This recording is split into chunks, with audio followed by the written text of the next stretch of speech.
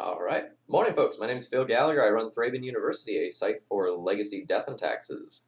And today we're playing something that's very much in the style of death and taxes, in that it also makes your opponent hate everything about the game, and frustrates them to no end. We're going to be playing Legacy Pox. So in case you're not familiar with the overall strategy, Pox is a mono-black mana denial control deck. The deck is built around destroying your opponent's lands in a number of ways, with Sinkhole, Smallpox, or repeated wasteland abuse via Crucible of Worlds. To support this plan, you have a lot of sort of non-traditional removal, in that most of your removal is actually sacrificed-based, so it doesn't matter what it is, your removal kills it. So you have Innocent Blood, which you may not be familiar with. It's just each player sacrifices a creature for a single black. You have Sinkhole, you have Smallpox, which also makes them sacrifice a creature. Then you have Lily of the Veil, also sacrifice, and a couple of Toxic Deluges to go and mop things up. So you have a couple of win conditions in this deck, and they all seem kind of anemic. But kind of the way Pox works is once you have control of the game, it doesn't matter how you win. So most of your win conditions can be Dark Ritualed out. So you have Ashiok, Dream Render, which isn't exactly a win condition per se, but if you have this in play and your opponent can't fetch anymore and you're destroying their lands, it's basically a win condition. Then you can beat them to death with whatever. Similarly, like Liliana of the Veil isn't technically going to win the game, but it'll put your opponent into such a terrible position that it will. So if your opponent doesn't concede, you actually literally kill them with 2 damage a turn via Nether Spirit, 2 damage a turn via Mishra's Factory, or 2 damage a turn via Curse Scroll. I know. Anemic clock, but it gets the job done sometimes. One other thing I'll mention is that we also have the ability to recur Blast Zone to get rid of any problematic permanents, although things that are 3 are a little harder because they often come with some collateral damage. The same is technically true of 1, but like if you lose a Curse Scroll, it's kind of whatever. If you lose one of the 3 drops other than Nether Spirit, that hurts a little bit. The sideboard is built to kind of deal with specific problems your deck has. Graveyard-based strategies can be a little tricky because they don't actually require that many cards to go off. So you have 6 graveyard hate cards. Then you have some hate decks for various things. For your fair fights, you have Knight of Soul's Betrayal and Ensnaring Bridge. For your unfair stuff, you have Damping Sphere and Pithing Needle, and then a 3rd Deluge to round it out. Let's just kind of jump into some matches and see how Pox feels. This is a donation deck list, so I wanted to thank Merja for donating to make this deck list happen. Speak of the devil, there we go. Merja, thank you very much for supporting this, and I'm looking forward to it.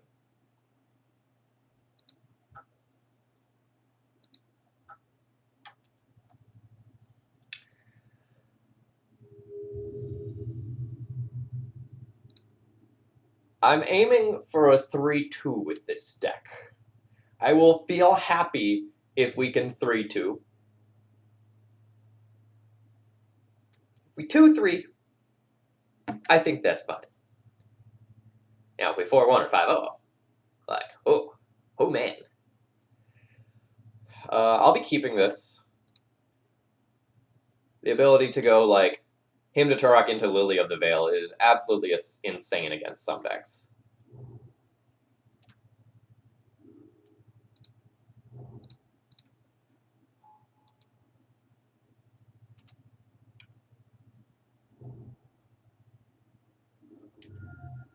Alright, what do we got going on, friend? We got Counterbalance. That's going to be pretty okay against me. This deck consistently almost top 8s at medium tourneys. That is a good indication of power level.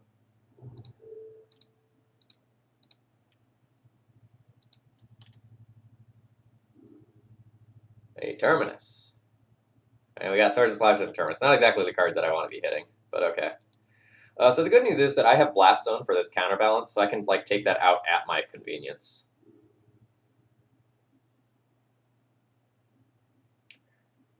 Honestly, I kind of just want to hammer them with a him again. Maybe not show them the blast zone yet.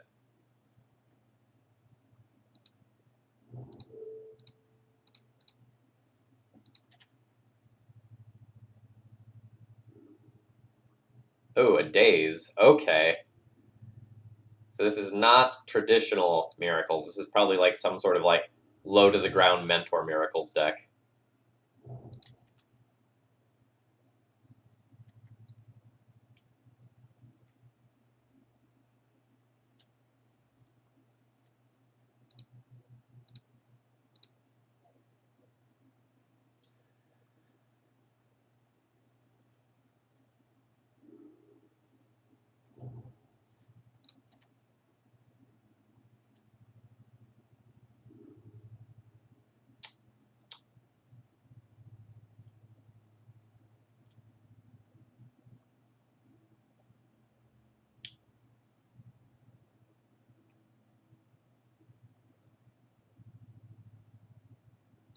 I'm going to go ahead and jam the Lily here.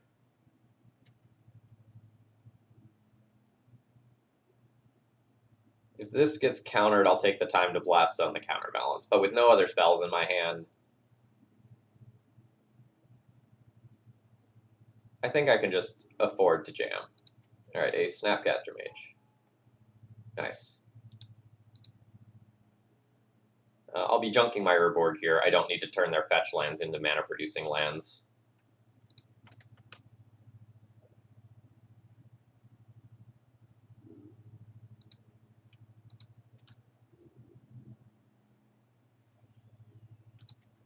Yeah, I think this deck should be playing all mana so either all snow or all swamp lands because of Curse Scroll. Oh, but you play against a bunch of like counterbalance, I see.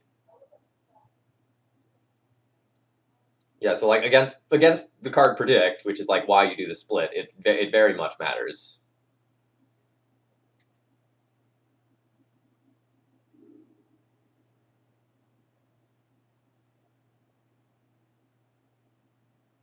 Yeah, so I think I'm willing to just take a Snapcaster Mage hit on the Liliana to blow up the counterbalance and Snapcaster Mage simultaneously.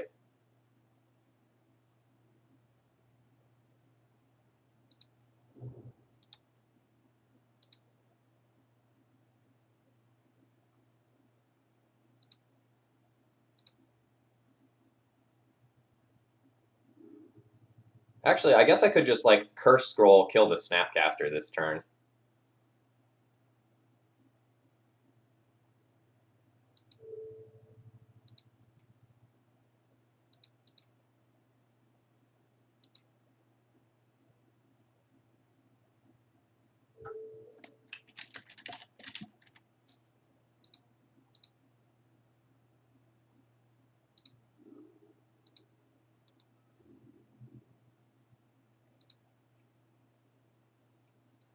Yeah, I figured that out.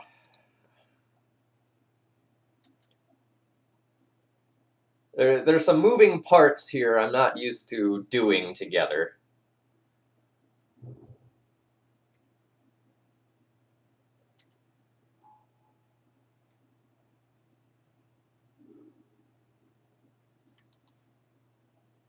Okay, so they have insulated themselves from Liliana minus.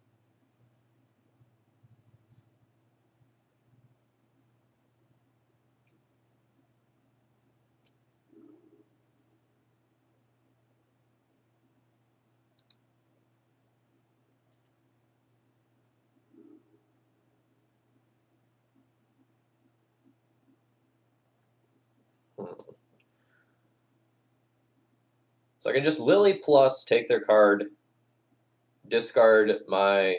Is it a Great Rip, though?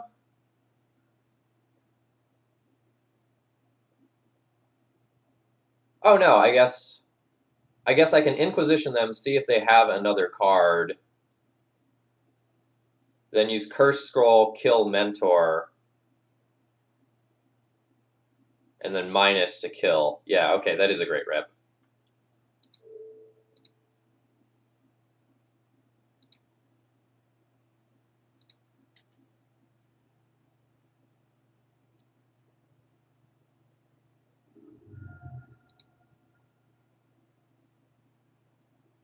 So I should actually kill the mentor right here with that fetch in response so they can't actually do anything.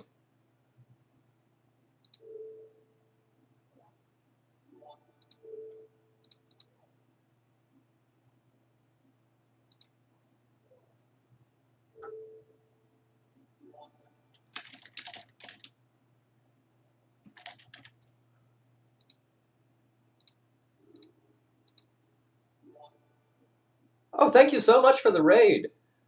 Uh, Arnie Hushenbeth? Thank you very much for your support. So for anyone who's just tuning in, hello, my name's Phil Gallagher. I run ThrabenU University, a site for legacy, death, and taxes. We're playing a donation deck list today. That is Legacy Pox. If you want to check out the deck list, it is on the left-hand side of the screen. You can click on the cards. That's the Cardboard Live extension. You can scroll over everything to see what they do. All right, they reveal a Ponder, so they get to keep this. But then I make you sack the monk.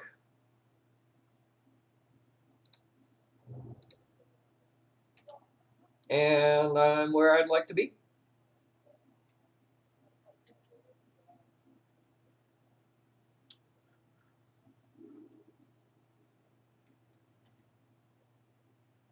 So my opponent's going to get to look at a lot of cards. They're hoping to, I guess, find like a Council's Judgment to answer my Liliana. Another Mentor is kind of medium power level right now.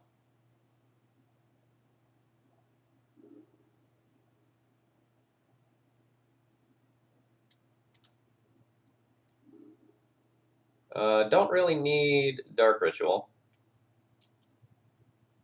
So I think I'll just go ahead and ping my opponent.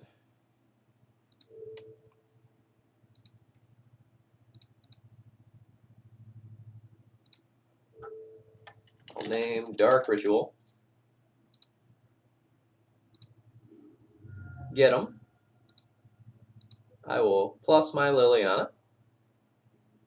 Goodbye, Dark Ritual. What do they get rid of?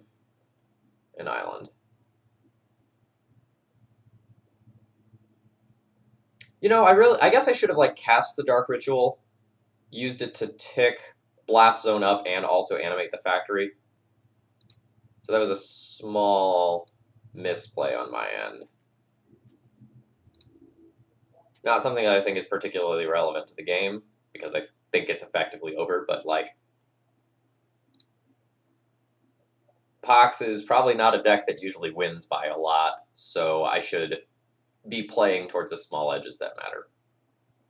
Alright, so what do I want? I probably want Pithing Needle. Stopping Jace, very important. Do I want Knight of Soul's Betrayal just to stop, like, Mentor shenanigans? I could see that. Yeah, Marriage, I'm going to rely on a little bit of help here in sideboarding. Yeah, I agree, Innocent Blood, not too great in this matchup.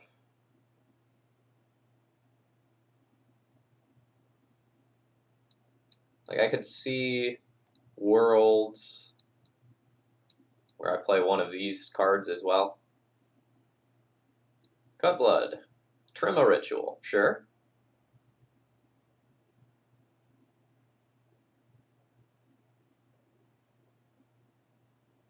And trim a Deluge, okay.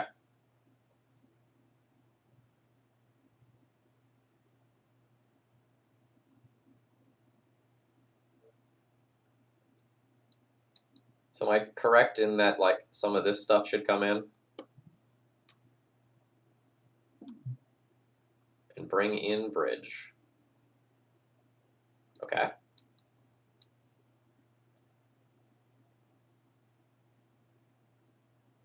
And bring in Bridge or Sphere.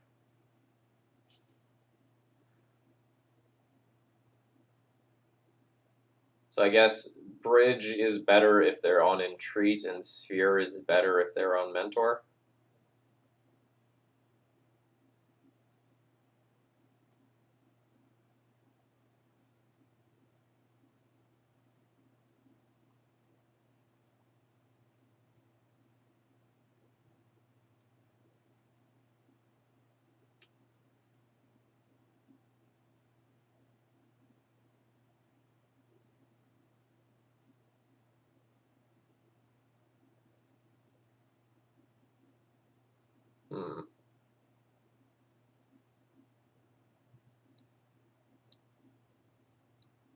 I think I'm going to agree with the Legacy Pit here and keep that ritual and just board in one bridge.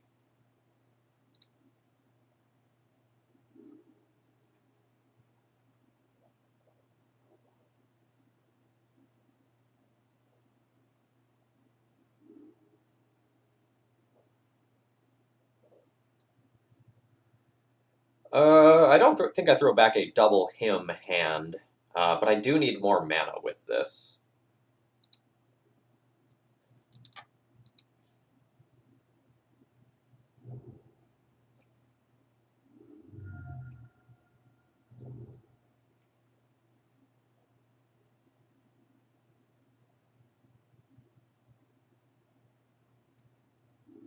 Yeah, Jace is very, very problematic when you are a discard-heavy deck.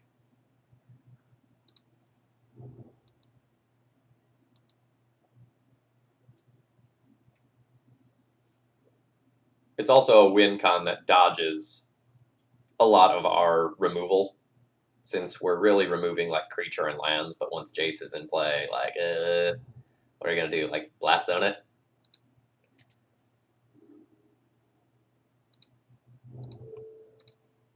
Whack him in the face with him to Turok.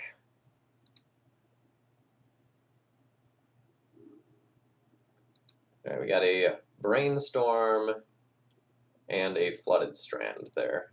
Not bad.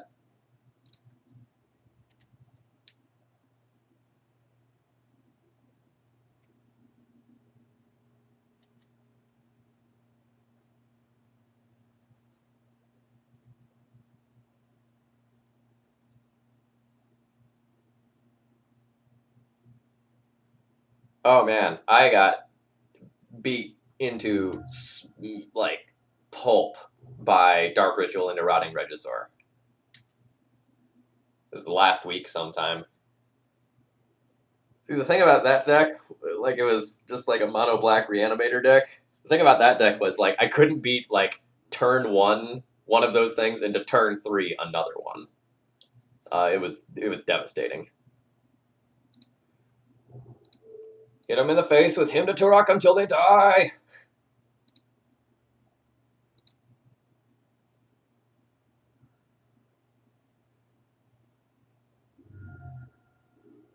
Yo, I still got 2 cards. I still got 2 cards. I accept. Now, if their last 2 cards are like land Jace, I'm super salty.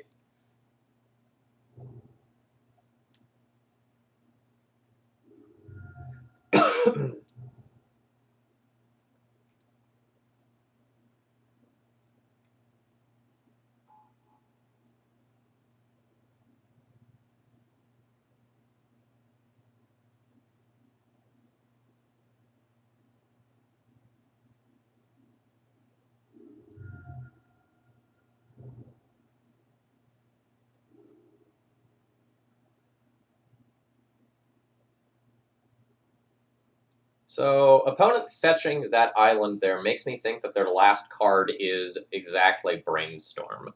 Because they wanted to fetch and do something in response to a Curse Scroll activation.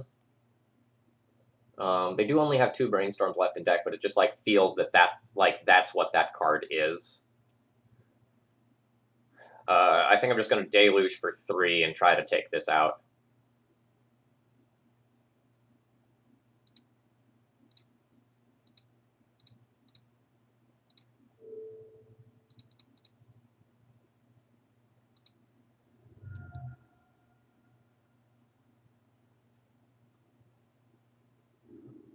Got it.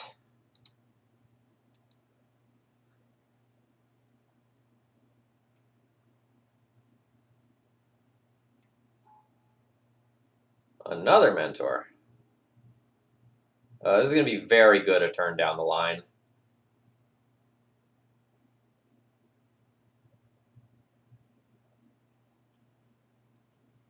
I kind of just want to take this turn to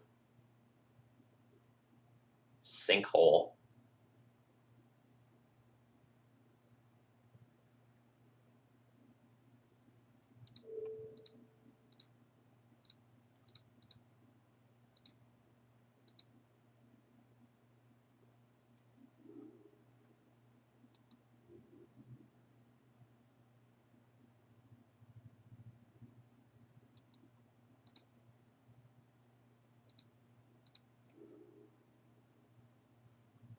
Yeah, so now I'm just going to be looking for any land for Knight of Souls Betrayal.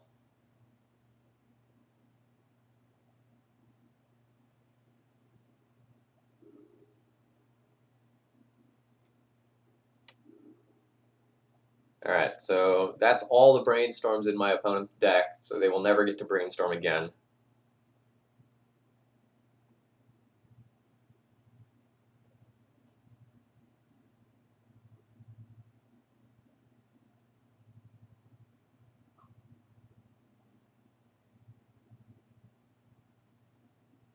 It also means it's going to be like relatively hard for them to actually go and like respond to a curse scroll activation in a meaningful way.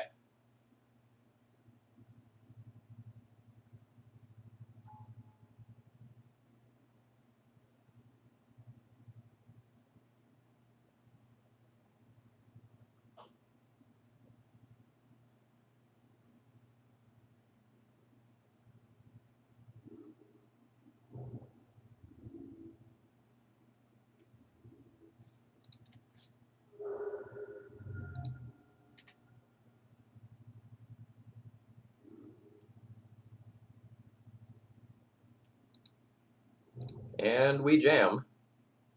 See if their last card is like Days.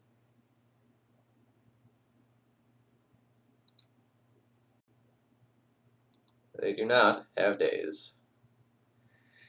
Enjoy your 1/1 mentor, friend. Oh, look, you get a monk. Oh.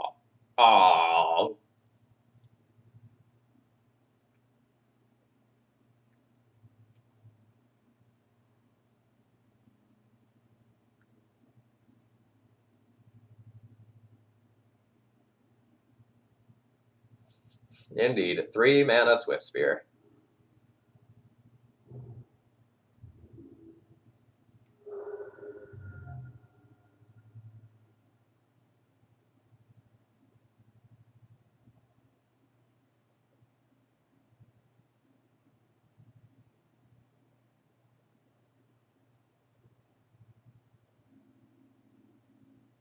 Am I supposed to just like go Blast Zone up to 3 to get rid of this turn?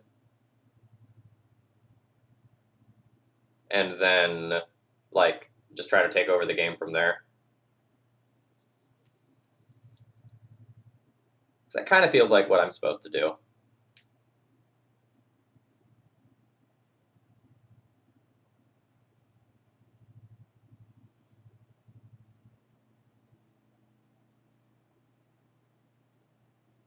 Yeah, I mean, Jace is always going to be the problem card, right?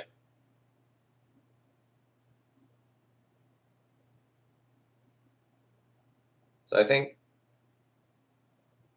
Oh, we just block with Factory forever until they run out of gas. Okay, yeah, I can see that. So let's just play out the bridge this turn.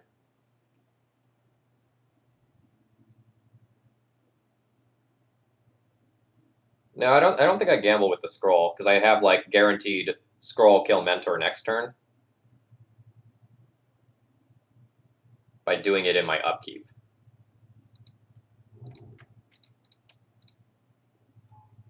So I need to set a stop on my upkeep.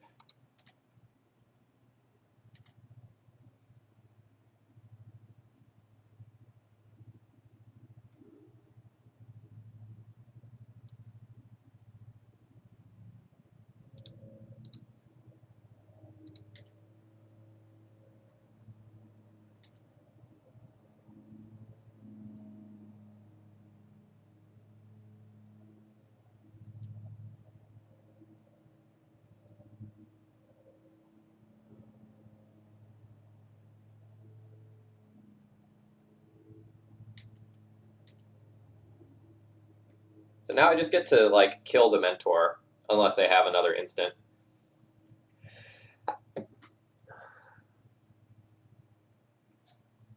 So I think I make them do it.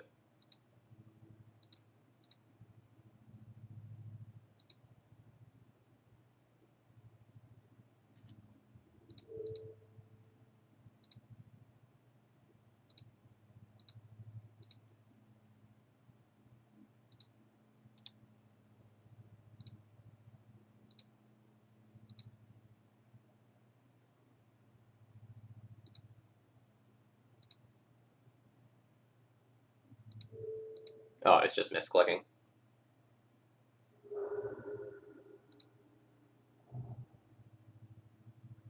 Oh, hello. You don't have any cards right now. Do I just want to activate this curse scroll and nug them for 2? No, I think I want to play my Crucible this turn and redeploy my land.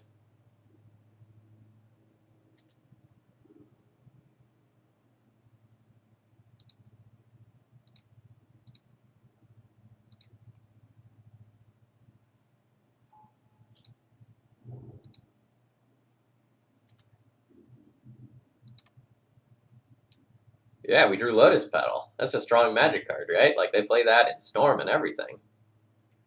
Don't do it. F. I mean, like, we do have Curse Scroll and Jace. So, like, or sorry, we do have Curse Scroll and Factory. So there's a very good chance that, like, I can just kill this Jace. I'm not sure if I'm supposed to...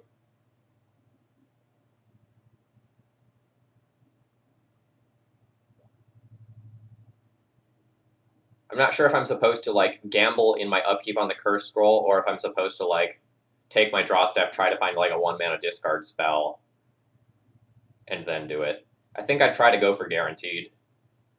Because, like, I can still make the 50% chance happen. That is not what I wanted to see.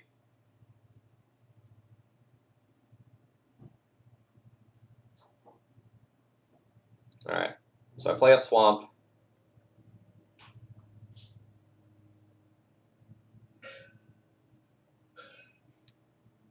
And I guess now I need to gamble it.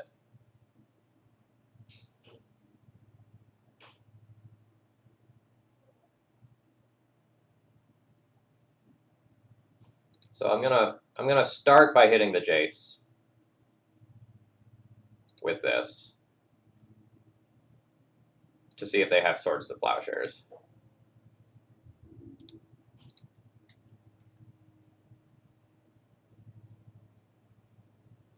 Alright, they do have Swords to Plowshares.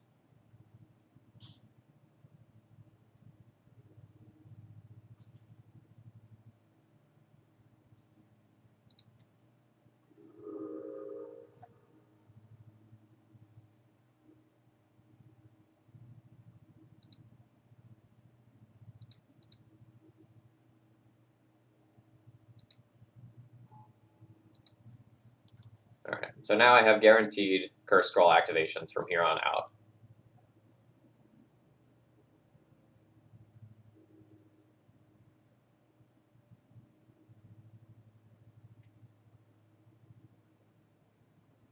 Yeah, if I Blast Zone to 4 to answer the Jace, it also gets rid of this, which is keeping me from, like, caring about, like, Snapcasters and Monk tokens and whatnot. And it may be that I have to do that. Like, we'll kind of see what happens here.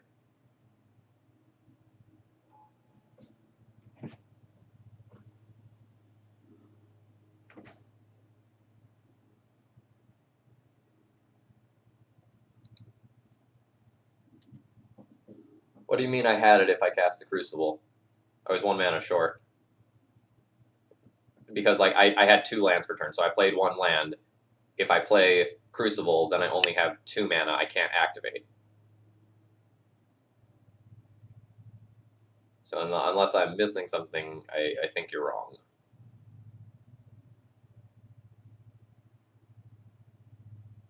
So now I'm going to have to go for Blast Zone on Jace.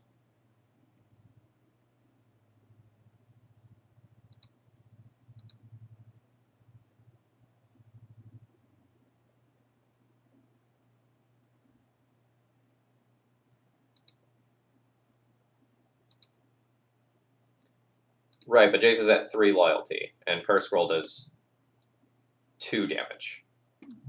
So, like, the Jace would have lived.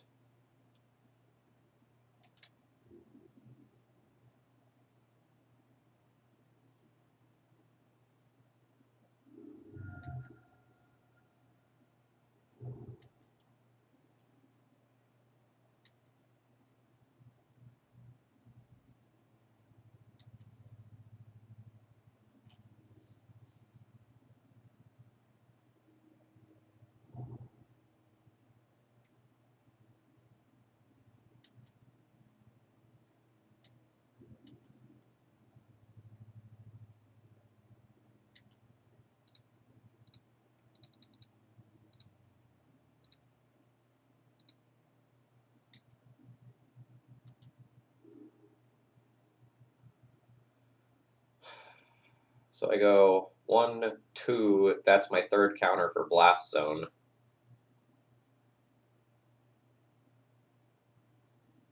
I can also try to jam the Lily this turn, which I think I'm okay with doing. But if I wait, I can like play the Inquisition first and try to like clear the way. Because this Lily resolving is kind of huge.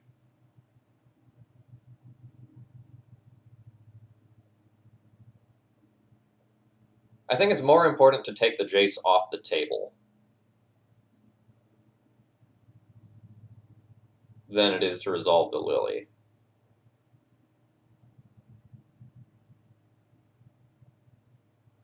Because, like, Lily plus is just checked by Jace Brainstorm.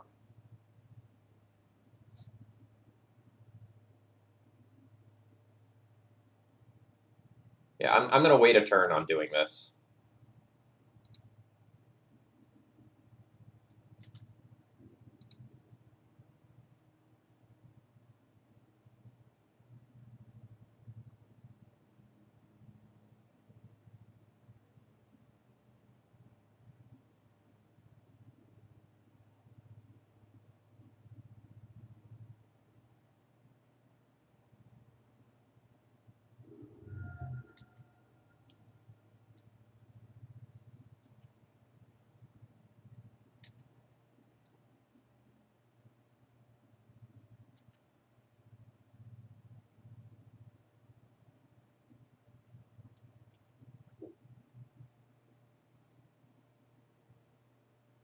And honestly, there's even a world where I, like, yet another mentor?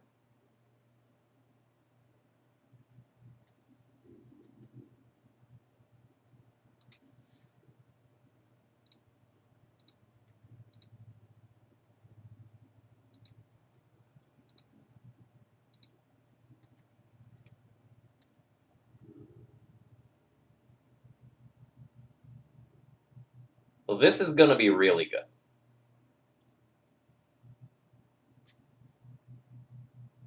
So this is 3 to sack, right? So that's all of these. So I could Inquisition first, kind of get a feel for what's going on.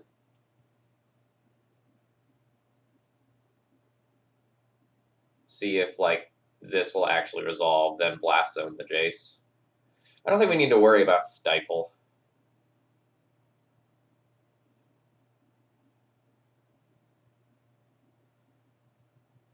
But I kind of think my opponent has a mentor, like based on that tapping pattern.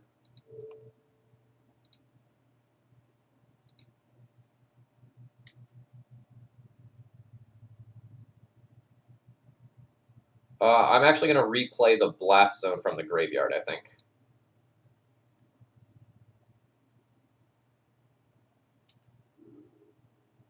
Oh, nice. I got the read that they do have that. All right.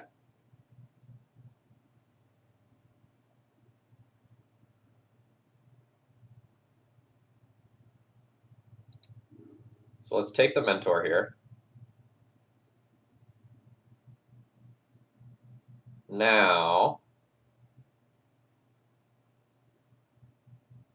I play this around Spell Pierce and shut off the Jace this way.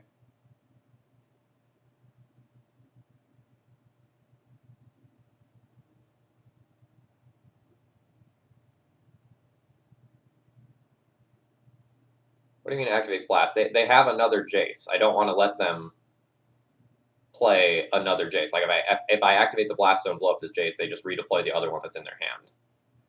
I'm supposed to use this opportunity to resolve the Pithing Needle on Jace while it's safe.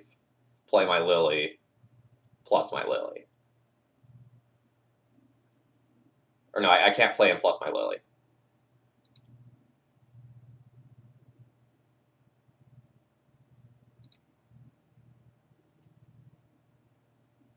No, we know there's no 1 on top. There's a counterbalance on top of the library. We already checked that.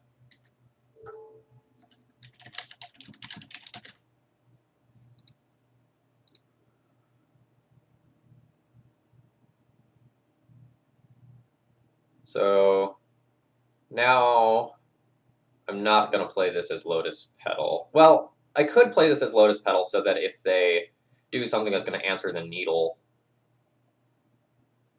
I can kill the Jace immediately. Alright, I changed my mind.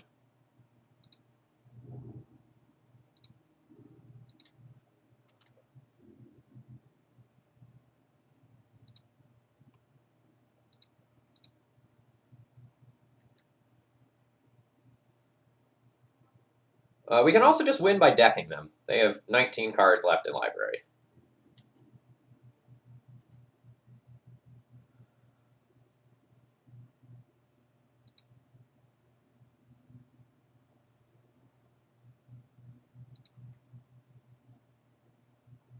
Well, do I want to blow up my own knight?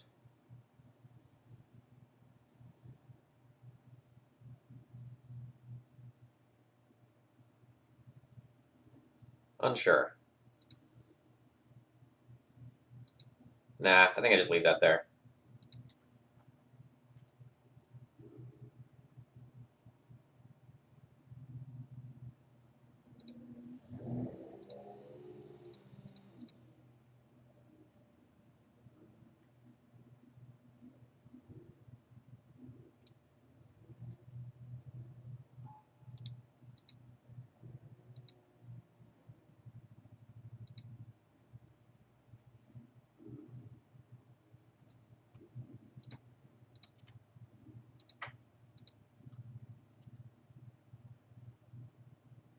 I think leaving it at 4 is more valuable than resetting it. But I don't have experience to know for sure.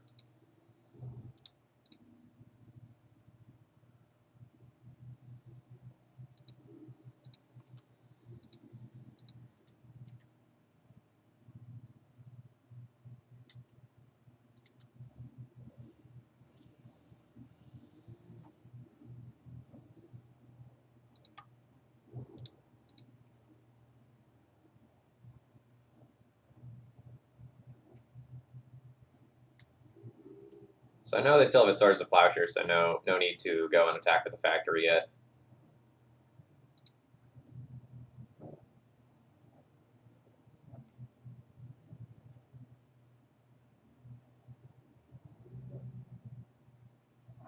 Yeah. So now I can blow up their Jace.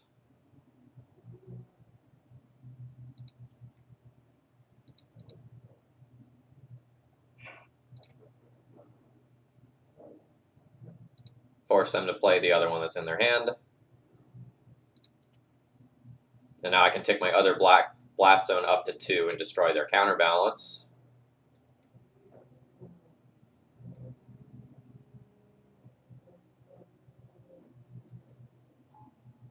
Or just work this up towards 4 and destroy the Jace.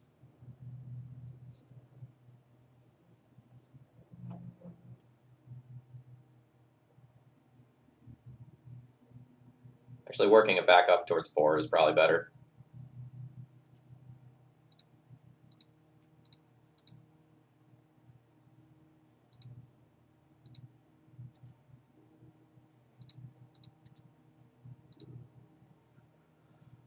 Well, given that draw,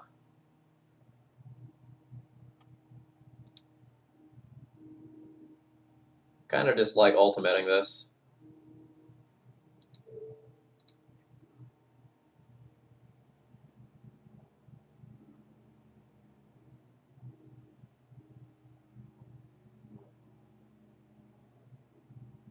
You can keep your Jace and your counterbalance or your lands.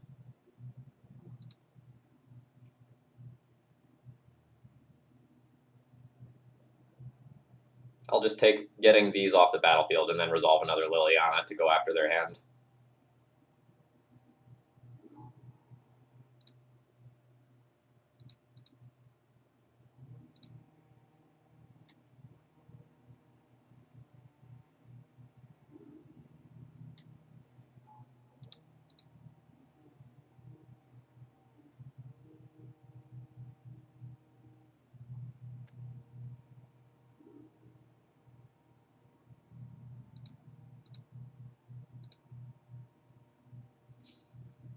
Yep, an opponent is done with me.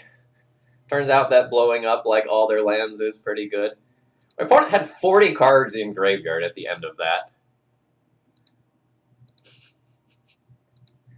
Good stuff.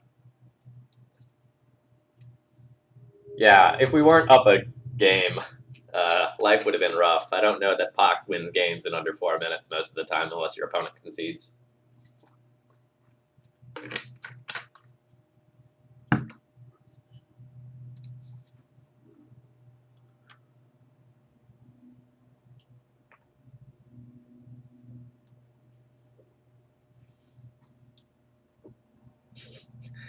Ashiok Mildew, exile your graveyard. Ashiok Mildew, exile your graveyard. You have like 10 cards left in library.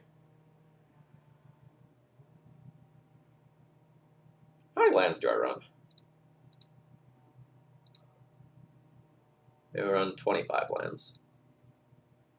I'm on the draw, right? Is this capable on the draw?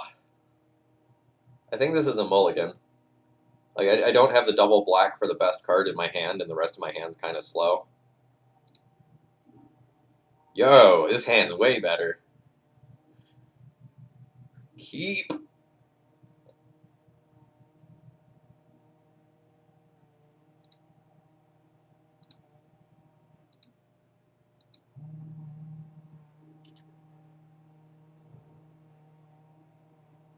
Alright, well, I like turn 1 Lily of the Veil versus Plains Go.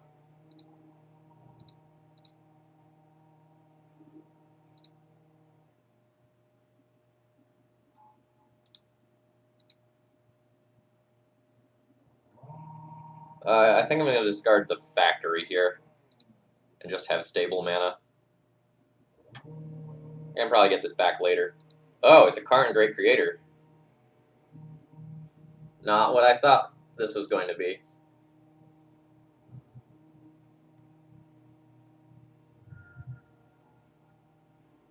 Oh, fudge.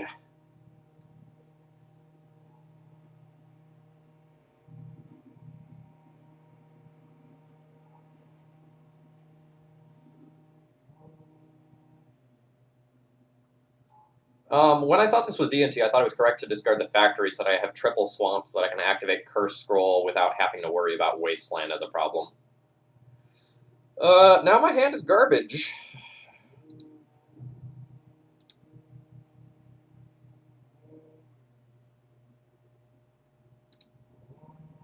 Like, I'll play out a Curse Scroll and activate it next turn.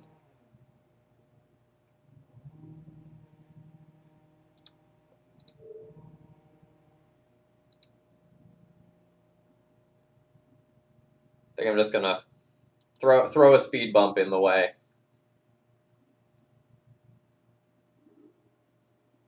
I don't think ticking Liliana up to 5 does much.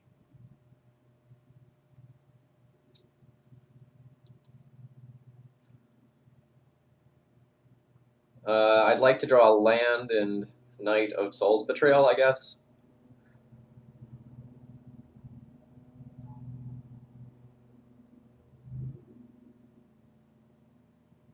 We are really not suited to beat this deck.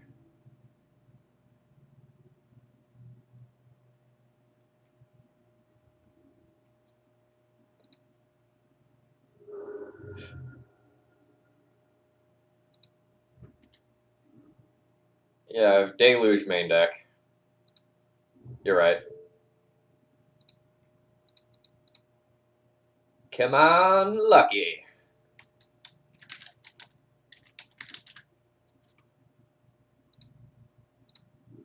Yeah. Now they just have to draw lands. They have to draw a land, and then I have to draw a Deluge.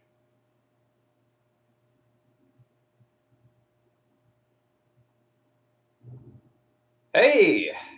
It's half the equation. Deluge?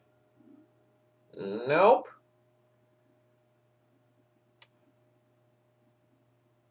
I guess I'm not technically dead. Dead to literally any spell, though. And then I actually don't know what my outs are after this turn. Like, even if I block, take 4, then I can't Deluge. Or no, I could Deluge. Yeah, if they drew land again.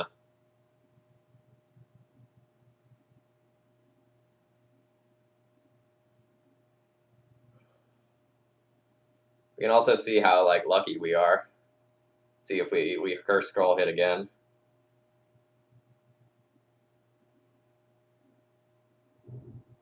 Yo!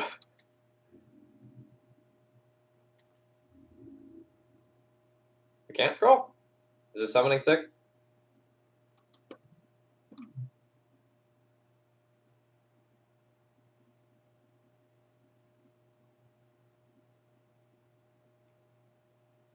It is summoning sick.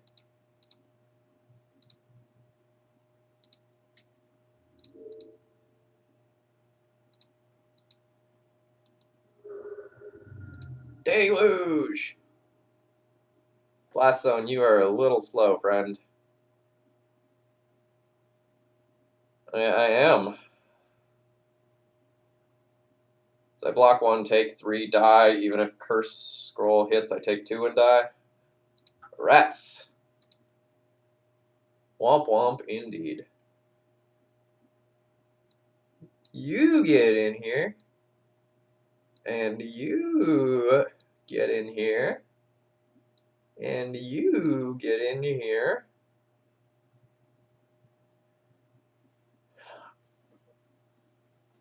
And then I have to decide like whether or not I want to like play ley lines for the graveyard combo portion of the deck.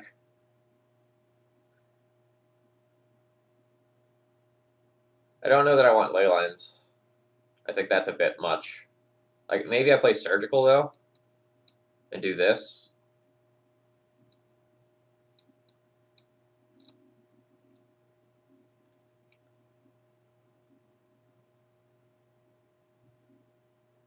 I don't have Ratchet Bomb, unfortunately.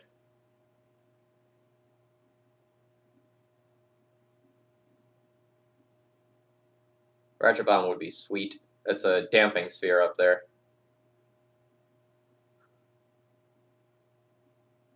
So what else would I cut if I bring these in? Sinkhole's out.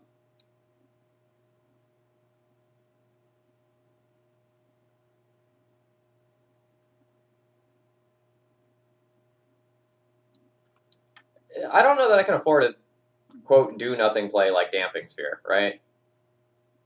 Like, unless I play this before they play their Soul Lands, they're already going to have gotten their value out of the Soul Land.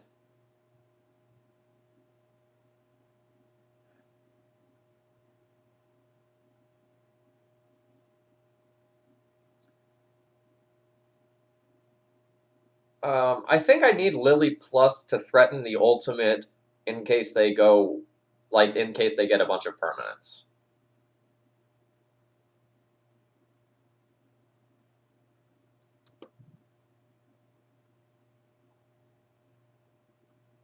Yeah, I suppose they're not searching their library and the milling's not really relevant.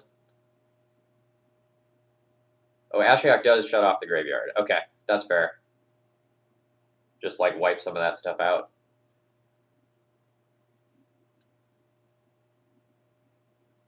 I don't think I'm super well suited to fight this fight. So I could bring in, like, 1 random ley line. I could keep 1 sinkhole. I could bring in 1 damping sphere or 1 bridge. Trim a him sphere in. I think I like him. I see what you mean. Okay.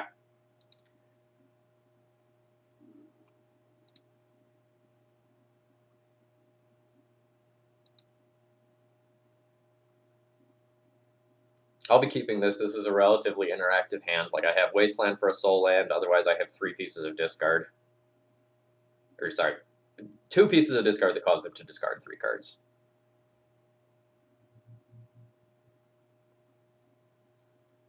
I just don't know that this is, like, a fight that I'm well equipped to be doing.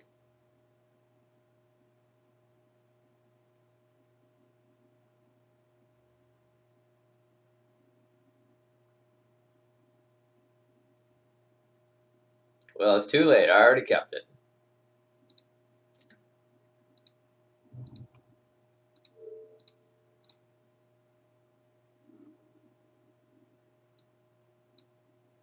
Whoa, my opponent kept a garbage hand.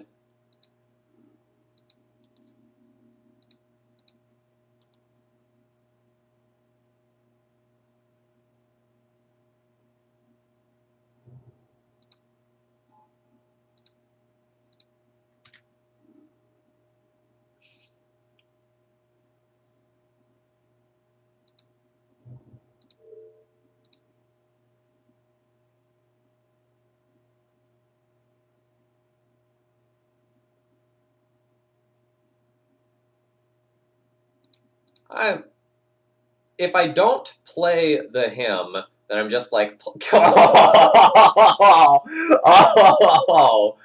oh, baby. That's strong. I kind of want to surgical the salvagers if at any point it looks like they can cast it.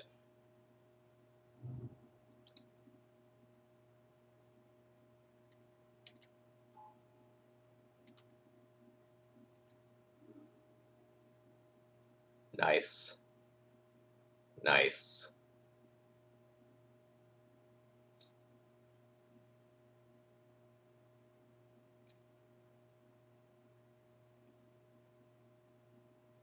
No, I think I can just, like, wasteland the tomb and then just, like, keep holding the surgical.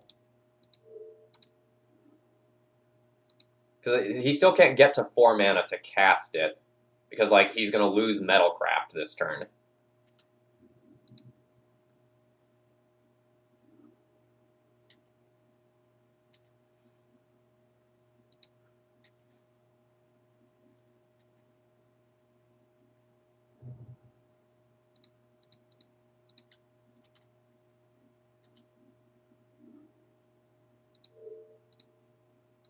Him!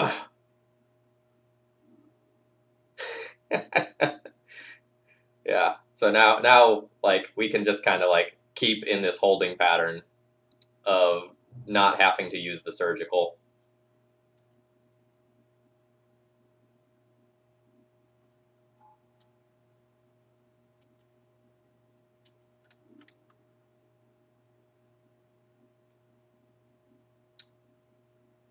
Is this we're playing?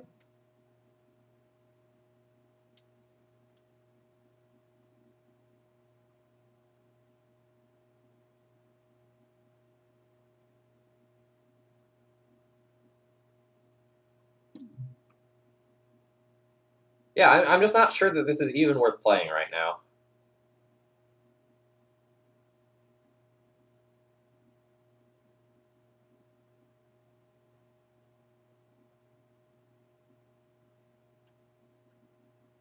I think I'm just gonna, like, use a mana, animate this, use this to factory, and use a mana to surgical salvagers.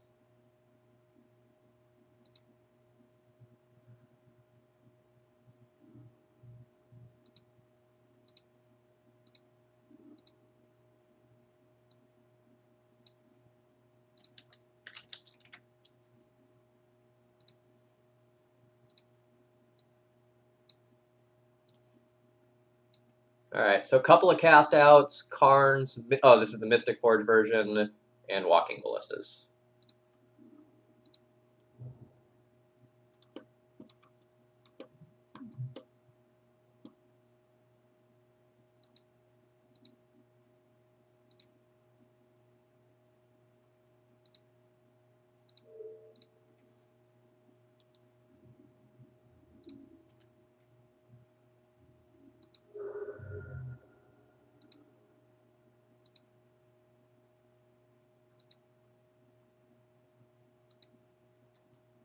I don't know what Ashioking their graveyard really does, right?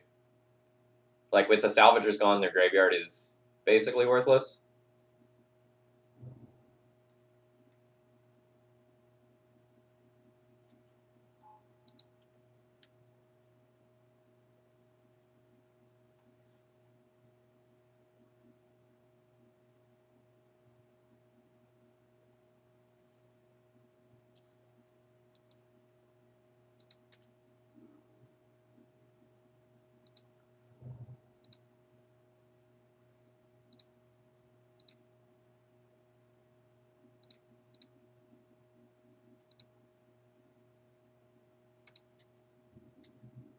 Well, I can't kill Karn.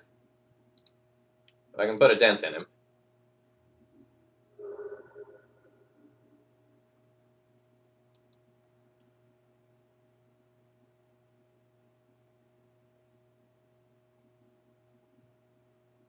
I like that as a rule of thumb. If in doubt, make the board state more miserable for the opponent.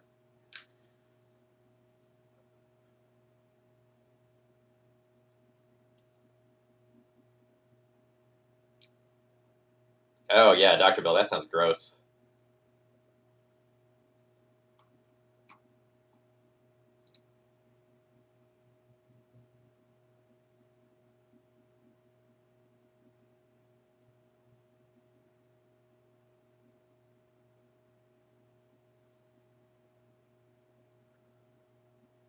I wonder if they're gonna just like throw away the Karn and get a bridge and try to hide behind that.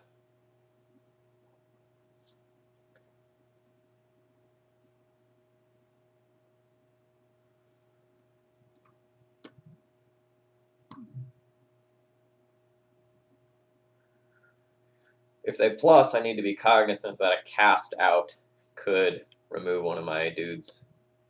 Oh no, it's non-land. Never mind. I lied.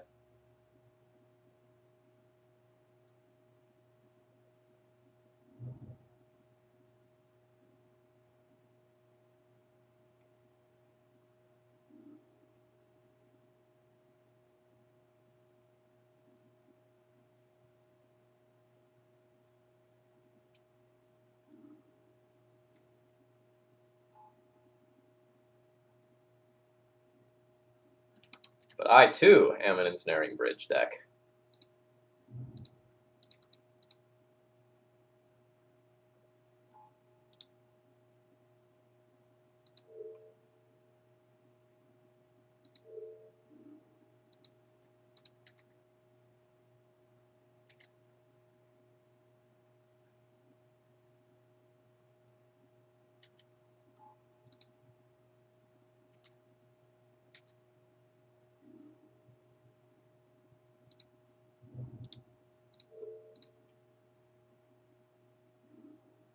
Mill, mill, mill, mill, mill, mill, mill.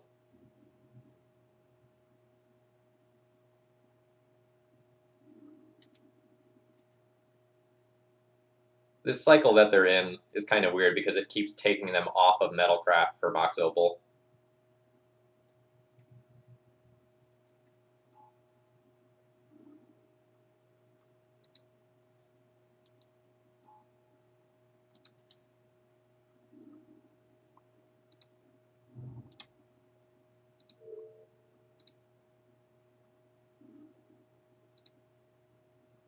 If they go to combat, I'll cast my Dark Ritual.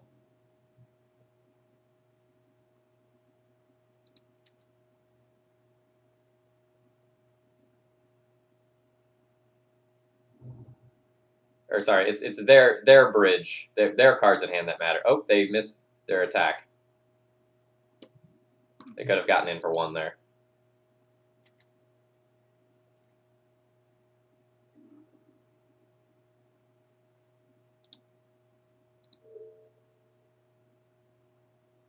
Mill, mill, mill, mill, mill, mill, mill.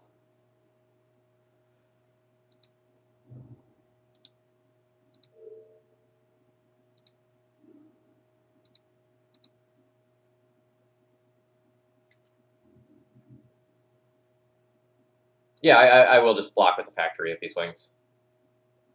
Yeah, you're right, you're right. My opponent did not miss damage.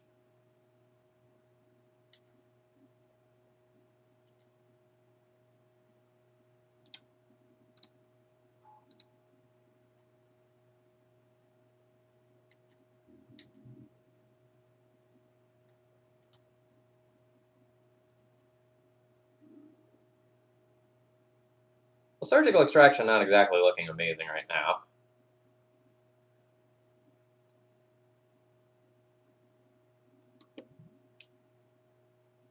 I guess I just mill him again, right? Like, this sitting on the battlefield doesn't really do me any good.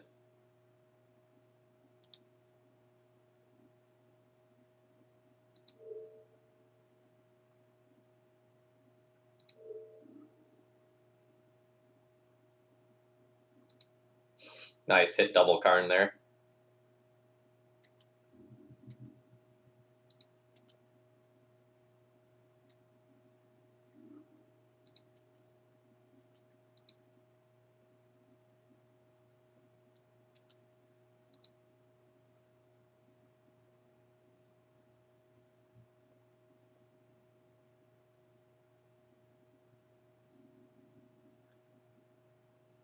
So I'm kind of in need of something that impacts the board.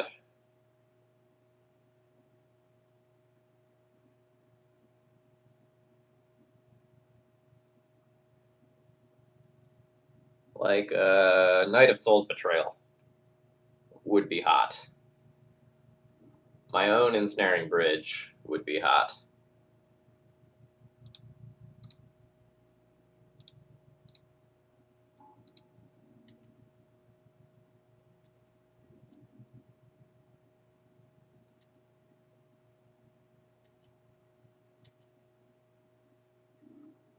Oh, yeah!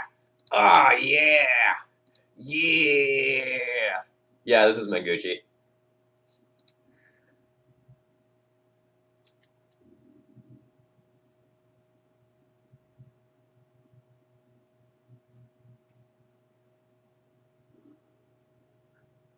Womp womp.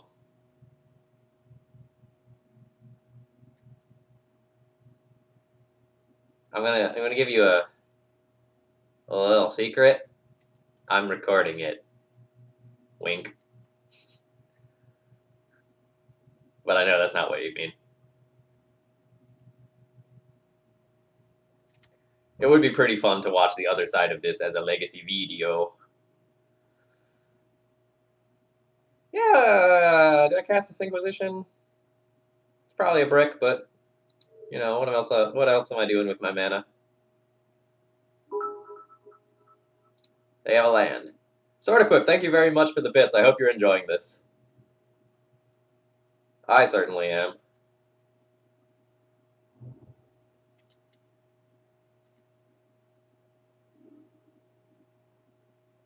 I mean, this seems good.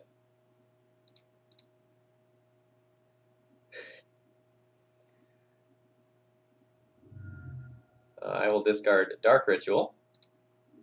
Okay. I will sacrifice a mountain. Okay, how many mentors are in exile?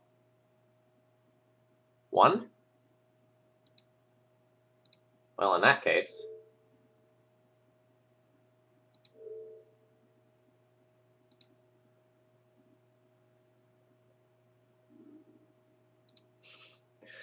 Alright, opponent has one Karn and one Walking Ballista left to win with.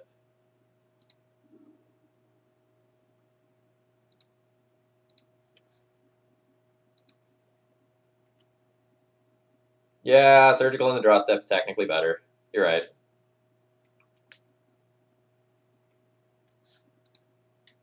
Alright, there's the Karn. Here's the thing, though. The Mycosynth Lattice doesn't win them the game, right? I'll just deck them.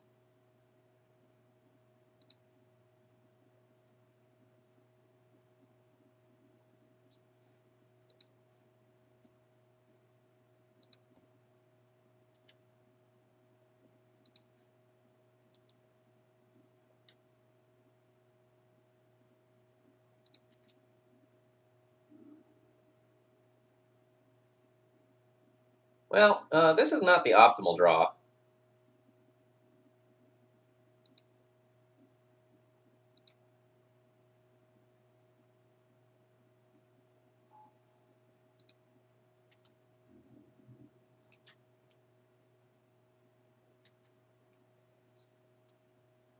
Well, he has to get the Ballista soonish, right?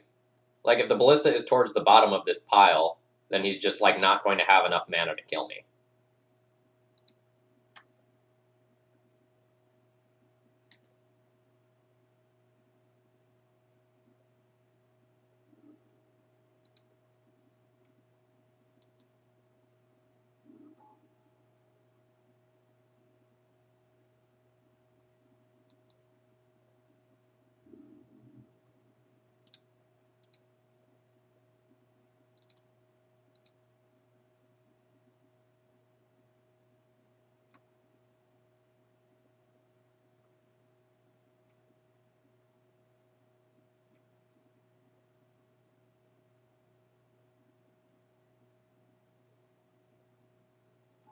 Oh, he drew the ballista. That is no good.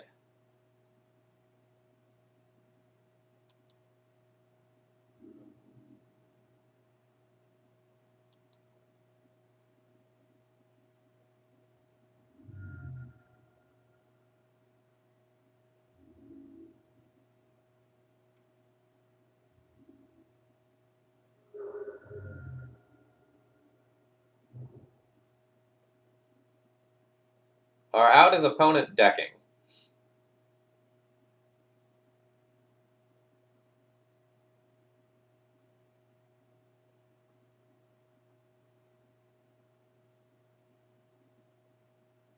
I guess since, like, I guess my opponent just gets, like, another ballista now. What do they get?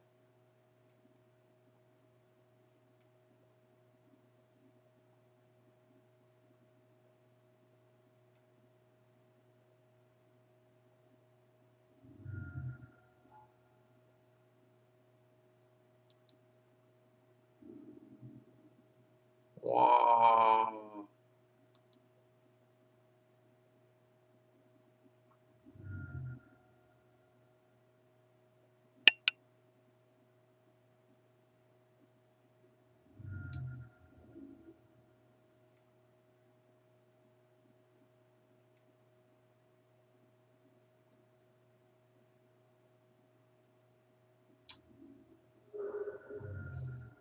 No, I can't cast anything due to the Karn.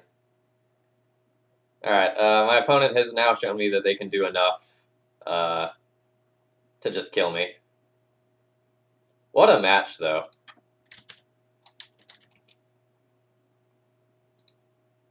That was cool. We got a little unlucky with them ripping the Karn. Because the Ballista would have been beatable via Pithing Needle. The Karn wouldn't have. We still would have had to have gone to a Game 3 there, and I don't really think we're favored in that match. But if you are here for interesting magic, that definitely delivered.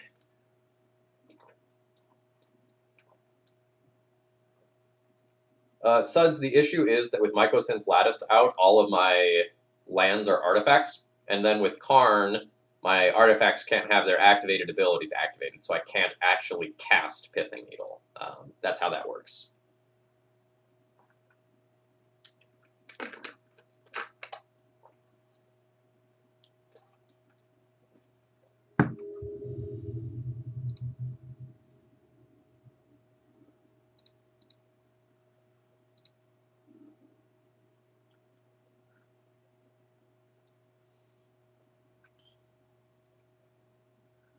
This seems like a keep.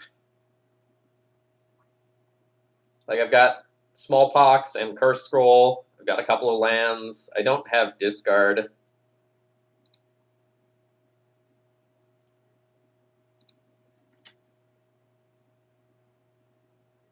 Yeah, so, like, if we're playing against some Delvery sort of deck, this is a pretty sick hand. If we're playing against, say, Storm Combo, uh-oh.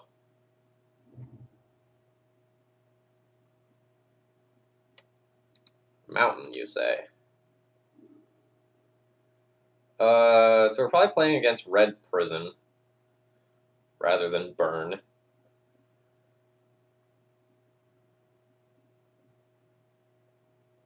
I think I'd rather just, like, do the mutual land destruction here and work towards, like, my Crucible and Blaststone being good as the game drags on long.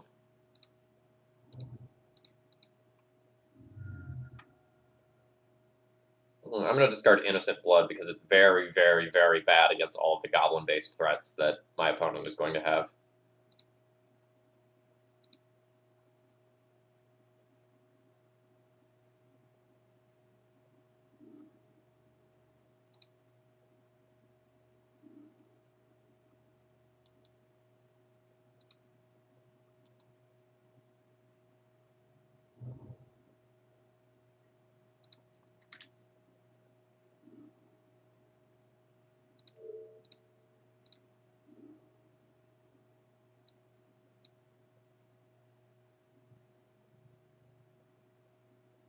Oh, wow.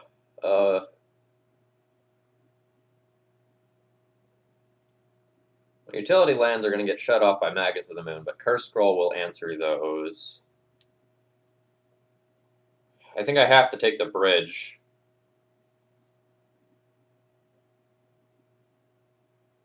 Like, I have the factory. That's my way to pressure the opposing Karn. I don't think I can beat bridge into Karn as the game goes long.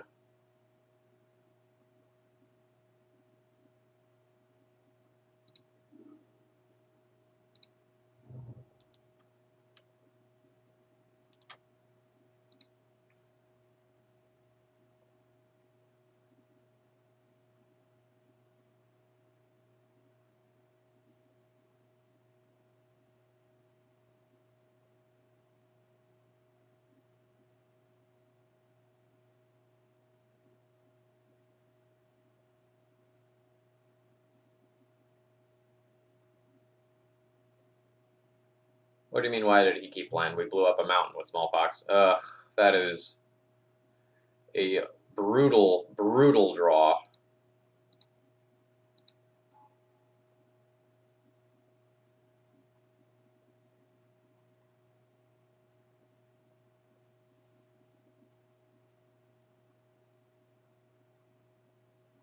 And that's just going to be like a minus for liquid metal coating.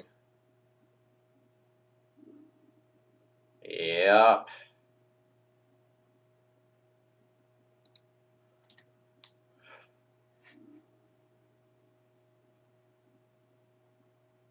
So I could attack the Karn for 2, but if I do, my opponent just goes liquid metal coating, pluses on my lands, and then I'm just, like, dead forever.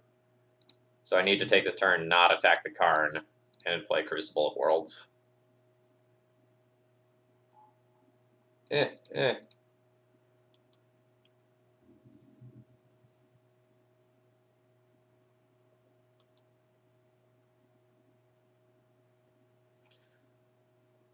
Unfortunately, the liquid metal coating means I'm probably not going to be able to take a Blast Zone up to 4 in order to use it to get rid of the Karn.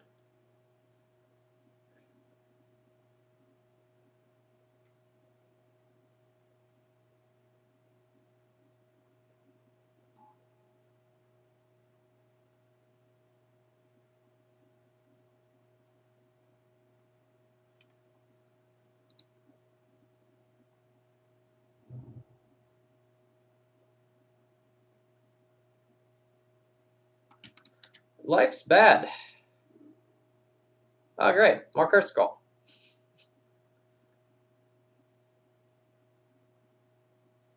Actually, I mean, this still does something.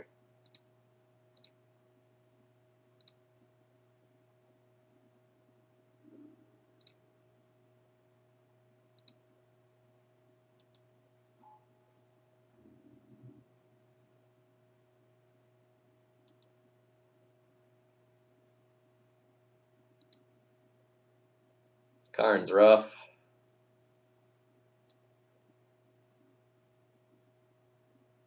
Well, I don't know that it's like this Karn, but more generally, I think just Karn is rough for this deck.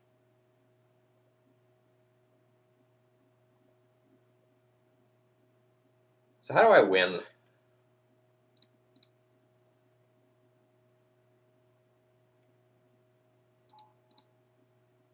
Not really certain that I can win.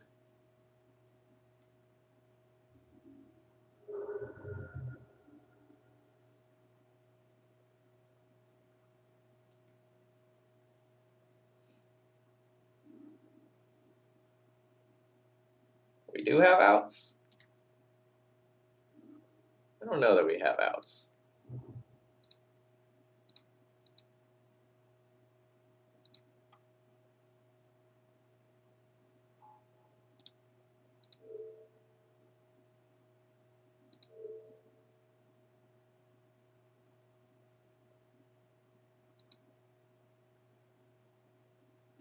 Mono black control is probably approximately 0% of the metagame.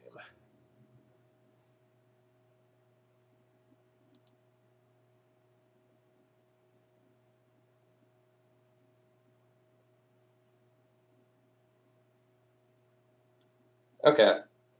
Yeah, smallpox blowing up a land, getting rid of Magus, allowing my factory to attack. That's fine. But like the liquid metal coating just is going to basically stop those outs, I think.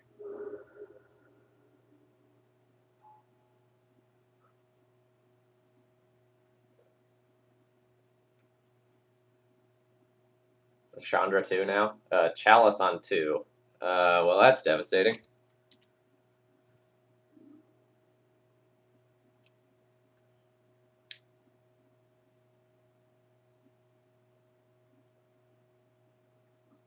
So I think I need to wait a turn and not use this while it can destroy the liquid metal coating. Right? I need to use this to destroy the Magus of the Moon. Like, getting rid of the liquid metal coating is cool and all, but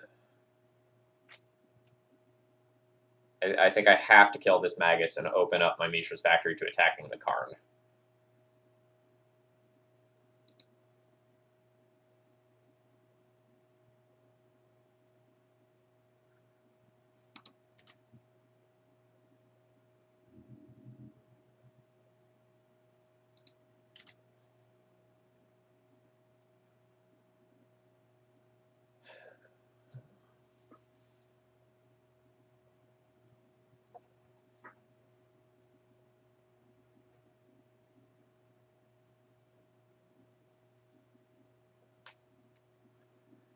So, like, we get rid of the Magus.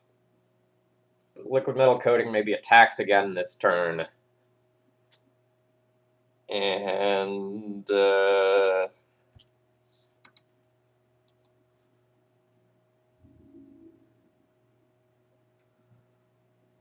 was kind of hoping they wouldn't use that to attack again.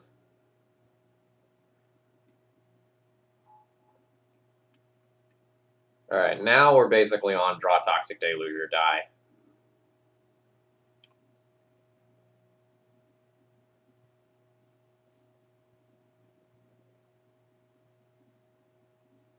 Now the Lily Minus like basically does nothing productive, so it's just worth saving this card.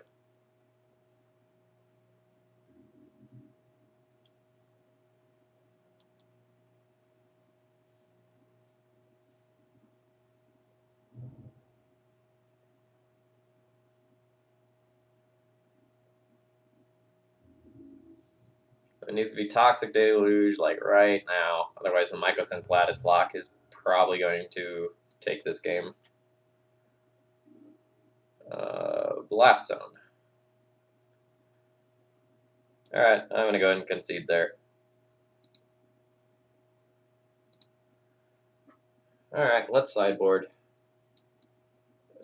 Needle seems good. Deluge seems good. Knight of Souls Betrayal seems good. Yeah, sometimes you got. Would consider Bridge. Bridge is kind of awkward, though, in that I need to pressure their Planeswalkers. Innocent Blood is very, very bad. That's going to be the first thing to go. And then I'll trim one other random card.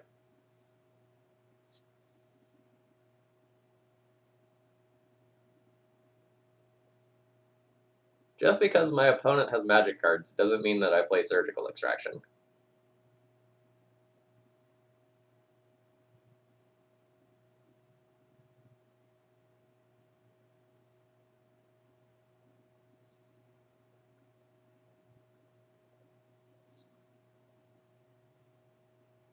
I think I'm just supposed to trim some piece of discard.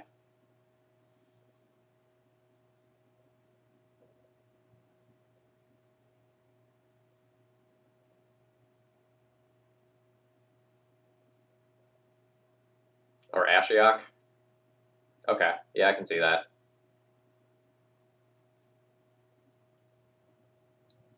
We saw how the whole Ashiok versus Karn thing played out last time around. That wasn't great.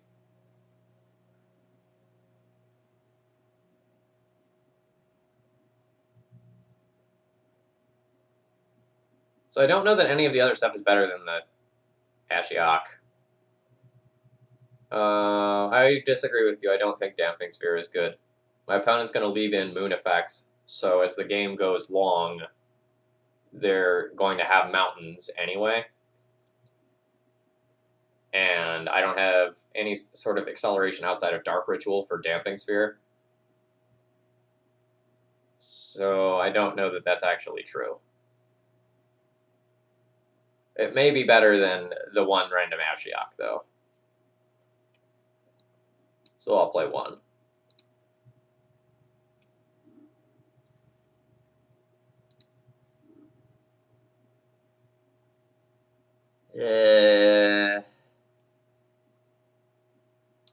Everything's a mountain. This is a mulligan, right? Like, this is just, like, not a sustainable hand. Like, I have one piece of interaction, and then I blow up one of my own lands. I'm on one land.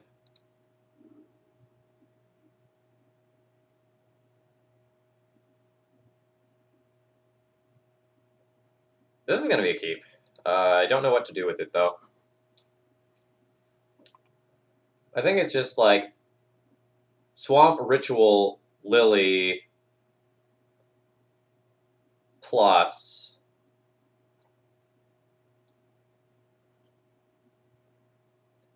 What do I put back?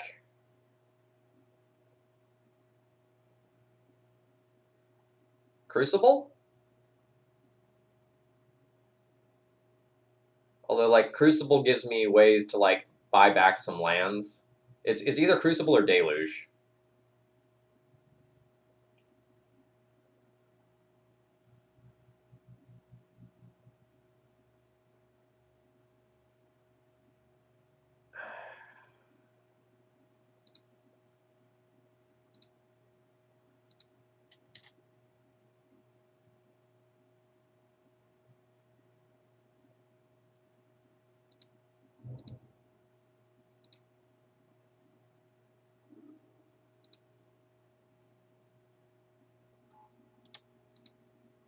Yeah, so I discard the Deluge and then go turn 2, him to Turok, and see what happens.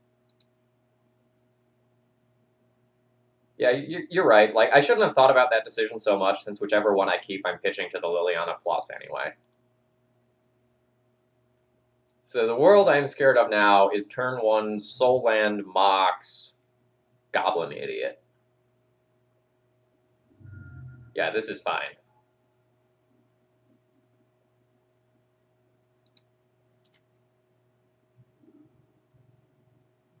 Nice. All right, so we'll plus first, give them the selection of which one of their cards they want to get rid of.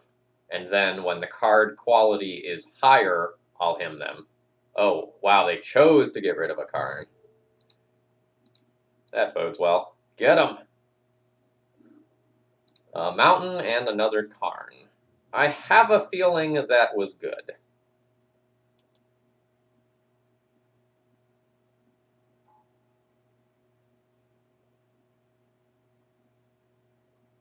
Alright, can you make a goblin? No, you can't. Lily's going places. Heh. Heh. Heh. Heh.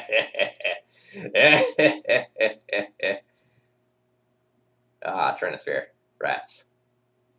Almost great.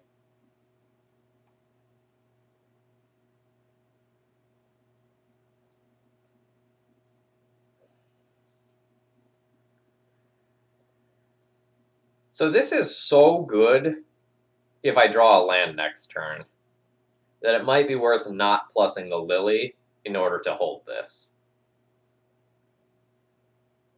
Like, say they just draw a land.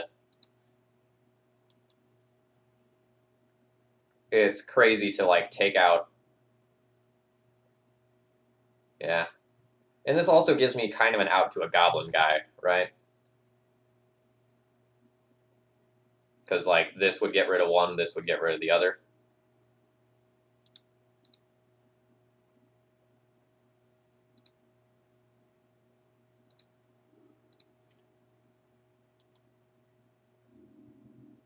No, I'm going to tick up to threaten the Lily Ultimate.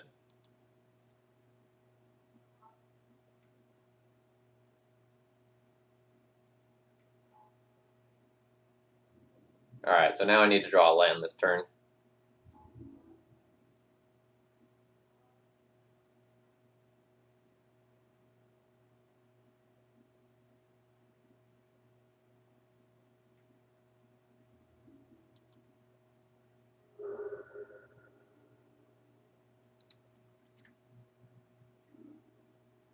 Well, that is really not the land that I wanted to draw, but whatever.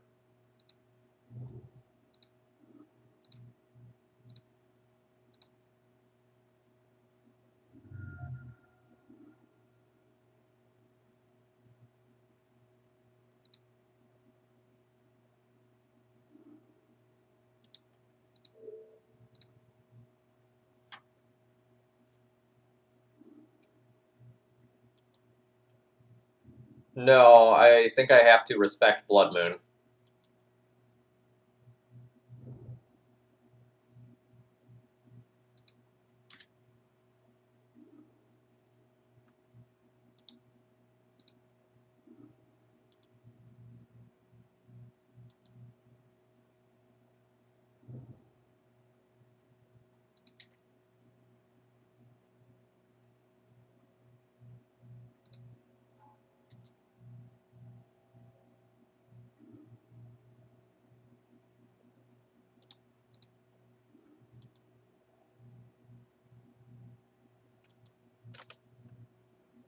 Yeah, Nether Spirit was a fine draw.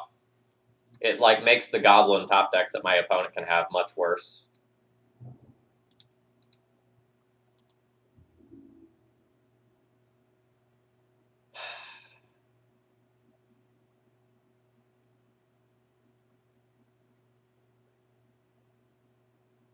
I'm not sure if I should attack here.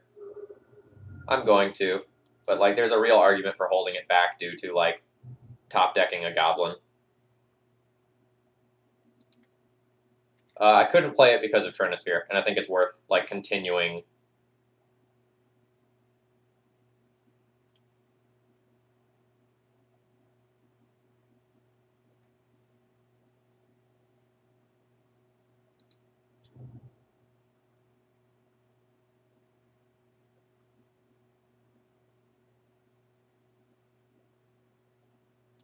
So I think it's worth ticking this up one more time. I'm gonna hold back this turn because like this is the turn where I get to ultimate Lily and like still keep Lily. Alright, opponent's just drawing lands, so that's cool.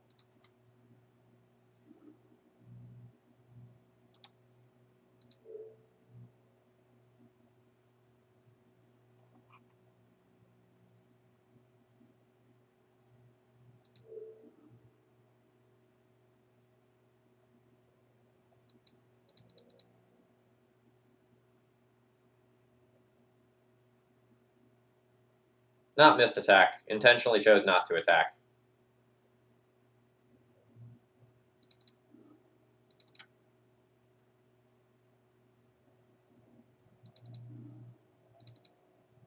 I think it's red mana versus these.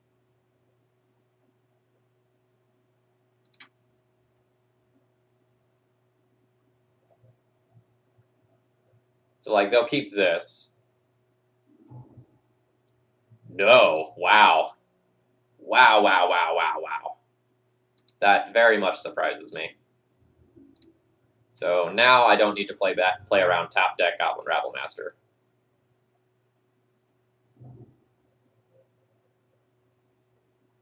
No, colors is what matters here.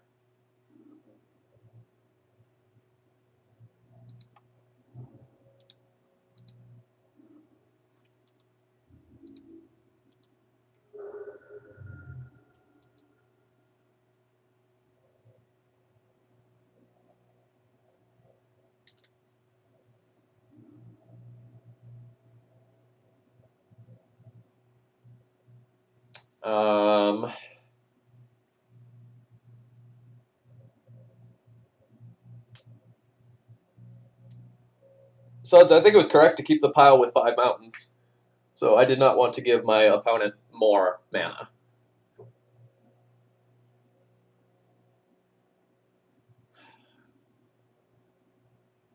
I think I just keep going up.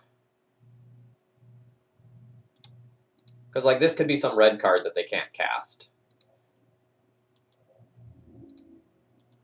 And I can, like, keep attacking now because they don't have red mana yet. And honestly, even if they do draw a mountain, I'll probably still just continue to attack.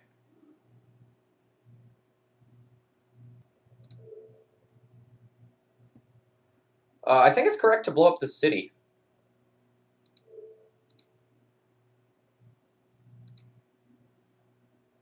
The other one costs life.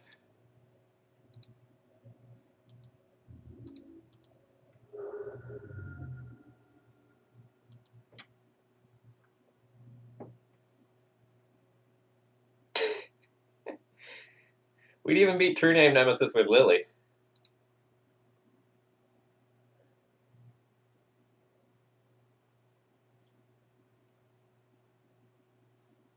On the draw, I like Damping Sphere a lot less.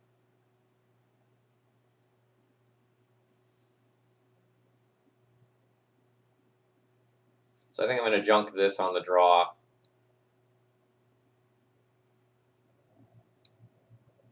And play this.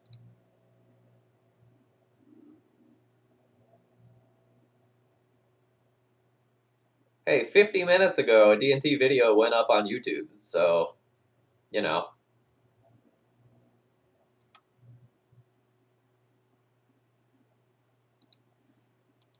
Just saying.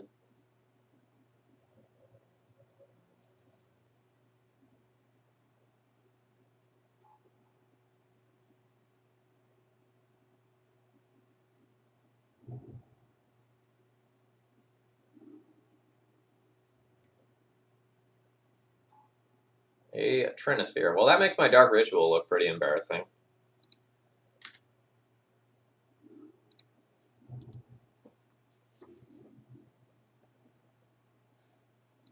Also, I'm not bringing in Surgical Extraction versus Red Prison.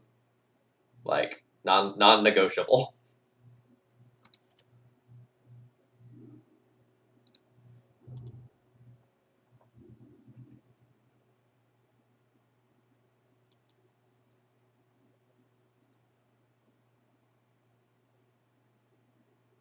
Hey, opponent, how do you feel about your mountain over there, friend? Like, just out of curiosity. Oh, I mean, that's very obvious, right?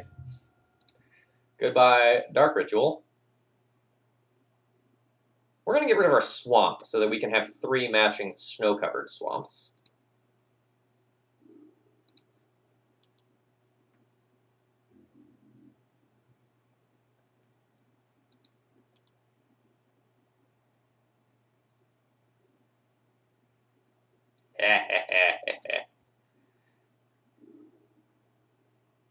Ooh, that's actually not bad.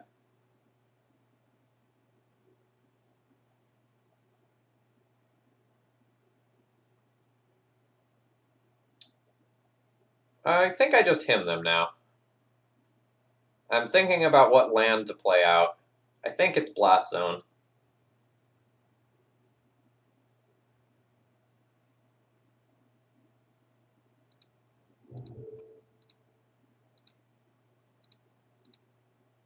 So there's some reason to keep Blast Zone that involves putting 0 counters on it by there being a Blood Moon in play, but like it's pretty deep.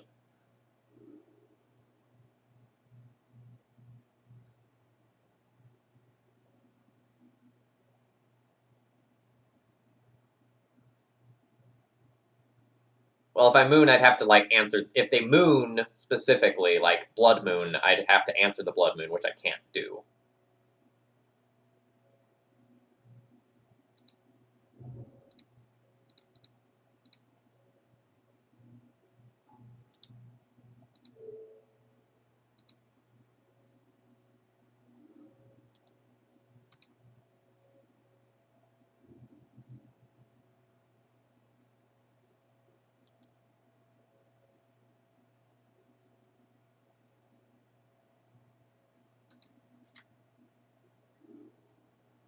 Yeah, I like that idea.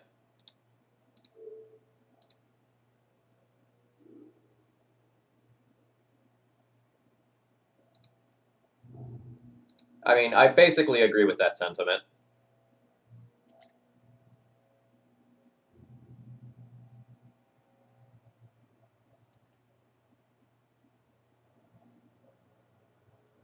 I don't think Ashiok's going to get us anywhere close to a win.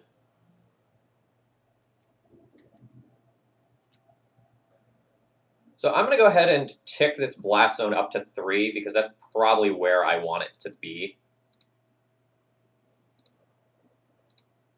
Like, I'm going to want that on either 3 or 4 long term. Yo, Pithing Needle is a great draw.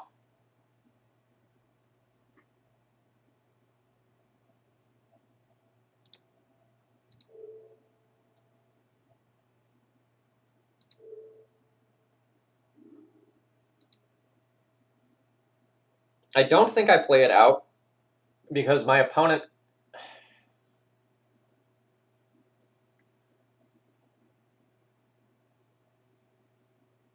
I'd rather give them 1 activation with a walker than name the wrong walker.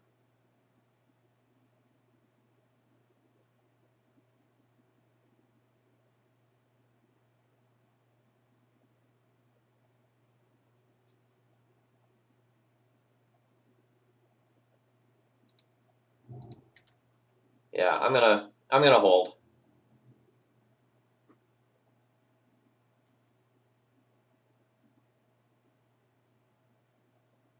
Reading magic cards is hard though. All right, opponent just throws in the towel. They're done with me. I think that match was actually very far from over, but I can understand the tilt of being that far behind. And like my opponent's next 2 lands were, you know, doomed from the get-go anyway. So I get it.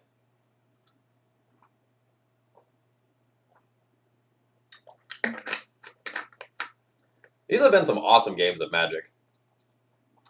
We are on track to go for the 3-2 that I'm hoping for. Gives up at 19 life. That's how you know you're doing it right. All right. I'm going to run to the bathroom while I queue. Be right back.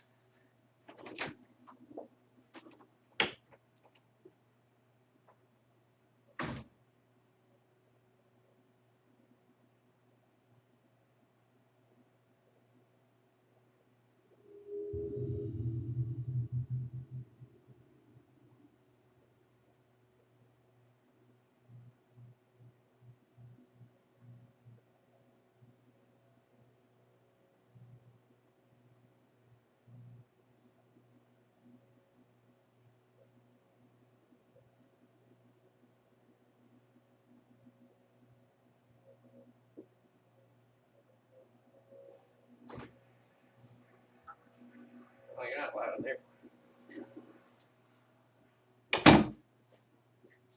No, I failed. Rejoin.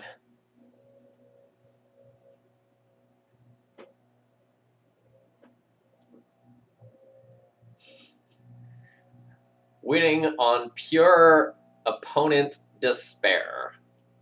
Ugh. Has Ashiok done anything yet? Technically, the answer to that question is yes. In that it enabled my opponent to wish for a walking ballista and kill me.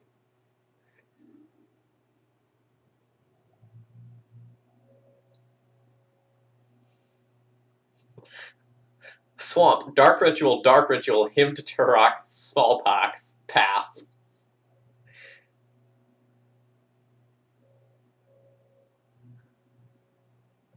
Yes. Like, is this legitimately good? This can't be good, right?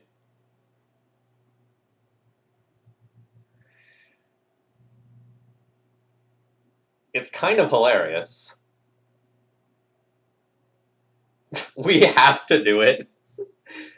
I don't know if we go 3-2 if I keep hands like this. But you will say to keep it, so alright, let's keep. Hey, big fan. Glad to hear. Good luck.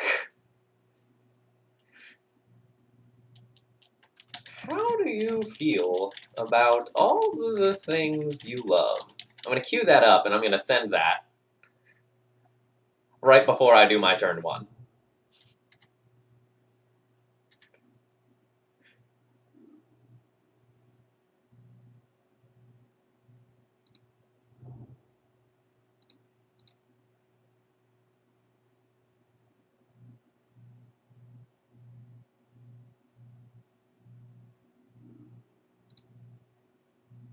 Alright, here we go. I'm not going to send that. No need.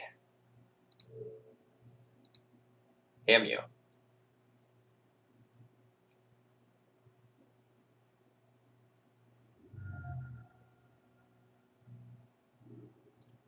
Force, pitch, force. Well, glad to see that.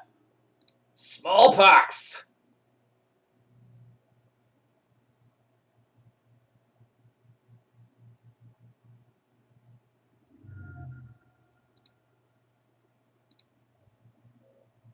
No, I think doing the hymn first is correct.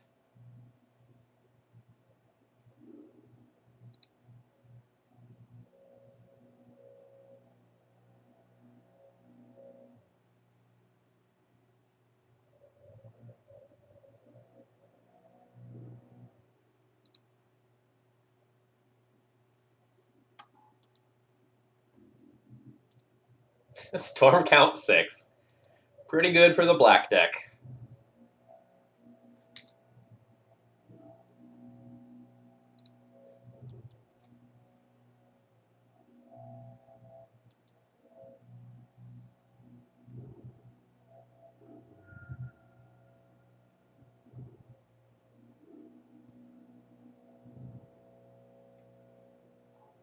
I mean, that is a great recovery off my start. I hope they don't have Batterskull in hand.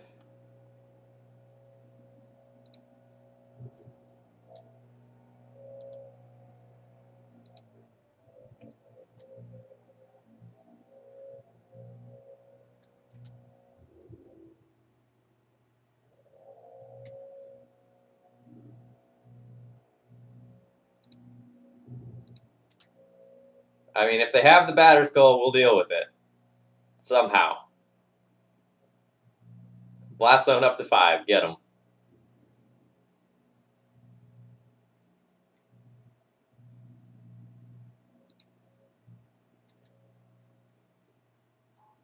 They had the Batterskull.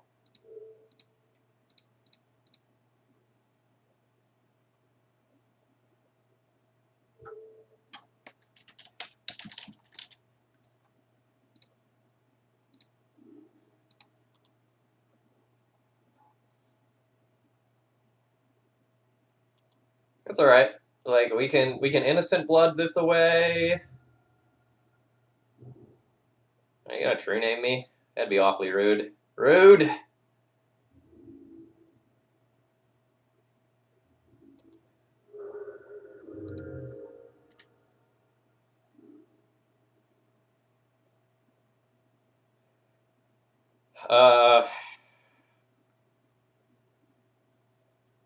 Don't think we're getting into double Curse Scroll activation territory before I'm dead. I guess I'll tick Blast Zone up to 2 this turn.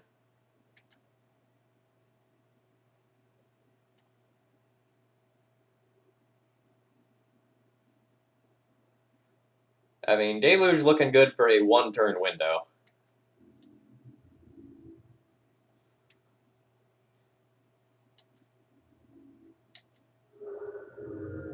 And then I'll still have to worry about, like, Batterskull bounce, herpa-derpa-derpa-derp. Oh, God.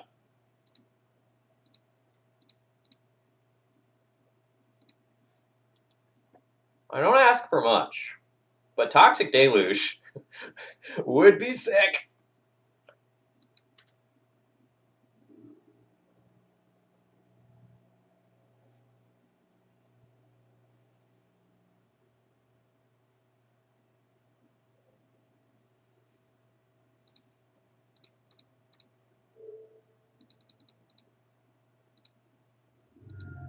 Don't force me. Yeah!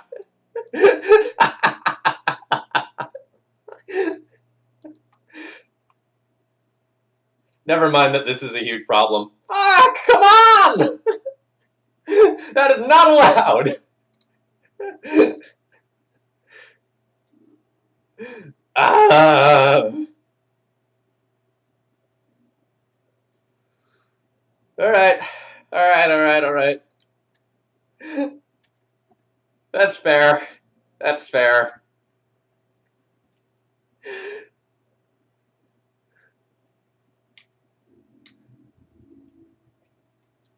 Yeah, I have to tick up Blast Zone and then draw a land. And opponent can't have another creature. Or Back to Basics. Or Wasteland.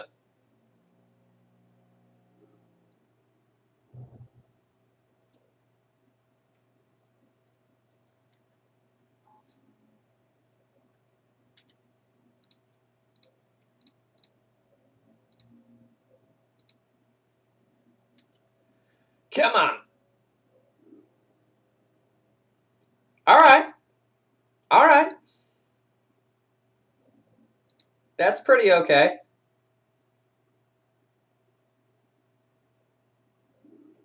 Yeah.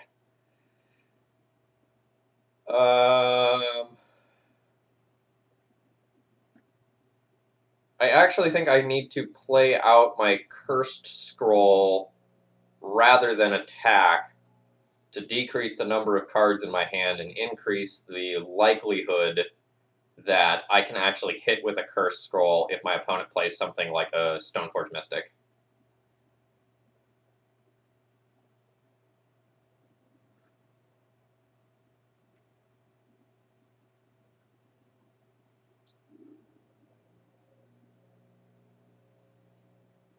Oh yeah, we are nowhere near thinking about winning. But boy, do I feel smart.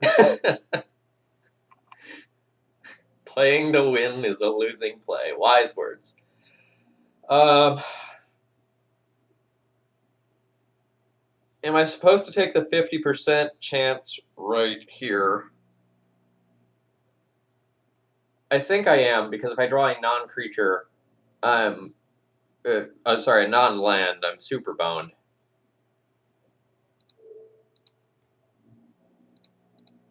Here we go.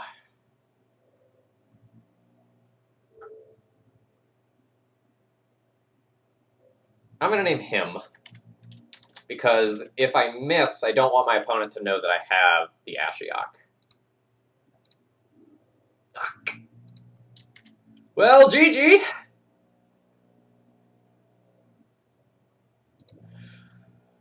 We tried so hard and got so far.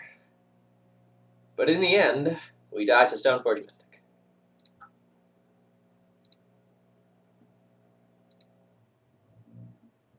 Alright. Bridge seems good. Knight seems good.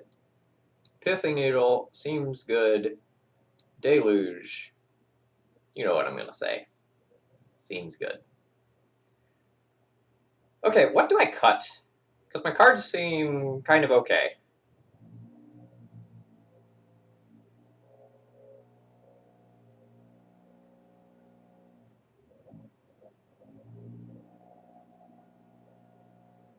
Oh, now we cut Ashiok. See, I thought Ashiok was good this time around. It's like a derpy control deck. But alright. I guess it's not technically a derpy control deck, it's a derpy mid-range deck.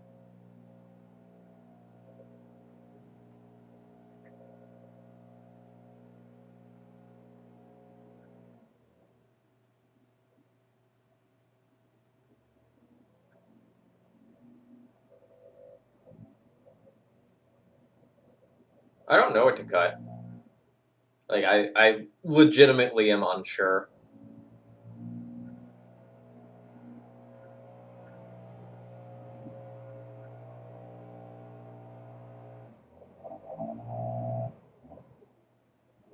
My thought is cut the Dark Rituals, trim a Curse Scroll, trim the Nether Spirit.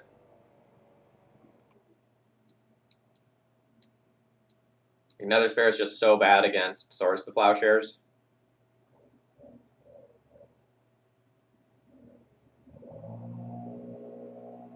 The other thing I could do is trim some discard. Out, out, out. No, I think I need Crucible to recur my Blast Zones. I think that's too important.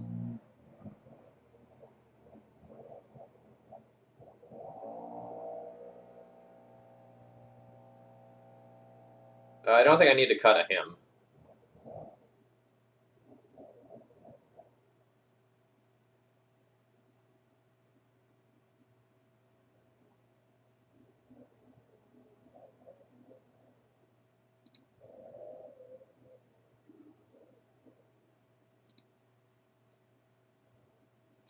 Well, this one doesn't have black mana. It has some sweet cards, but, not doing it. This hand's sweet.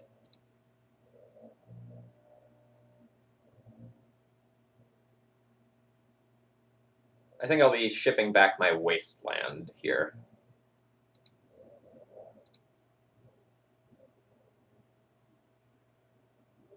Blast Zone's frequently going to go on 3 for True Name or 4 for Jace.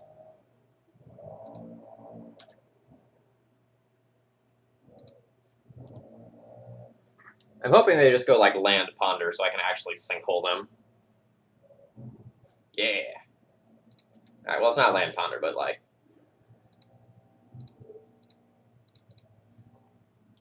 it's land that I can blow up.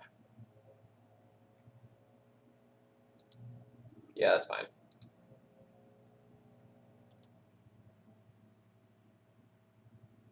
I kind of hope I draw a bad card so I have something to get rid of with the Liliana Plus, because I want 4 lands so I can curve Lily into Knight of Soul's Betrayal.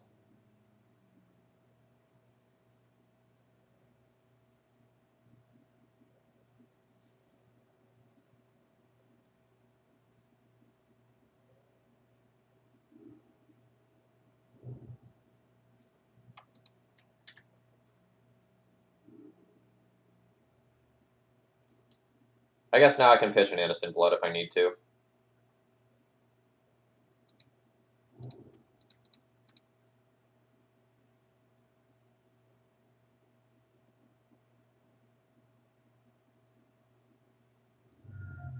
Oh, yeah, Lily. Ooh, geez. Get rid of a Walker and a Force for the Lily. Deal. Deal, deal, deal. Come on, play a True Name for me and be out of counterspells. For one time.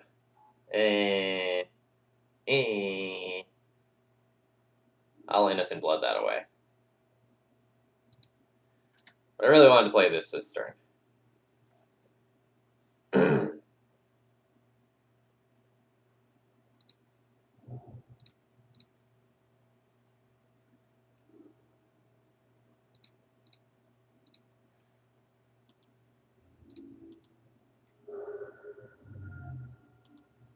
Hey, how about now you play a True Name for me? Don't play Chase.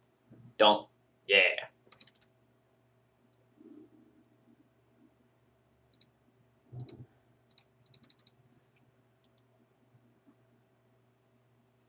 It's possible I should have waited to play around Snapcaster Spell Pierce on this.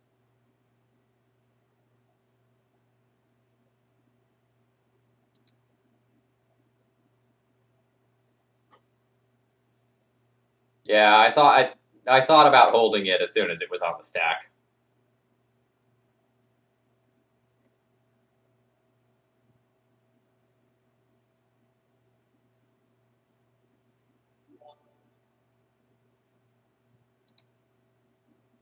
Rattle Call and Witch King, thank you very much for following.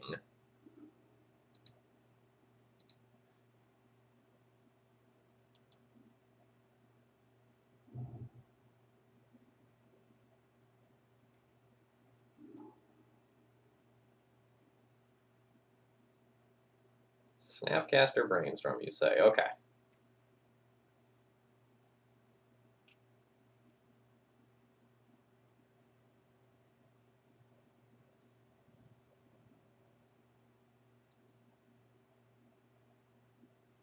I mean, I'm really hoping to find a piece of discard to take out the Batterskull before that's relevant, though.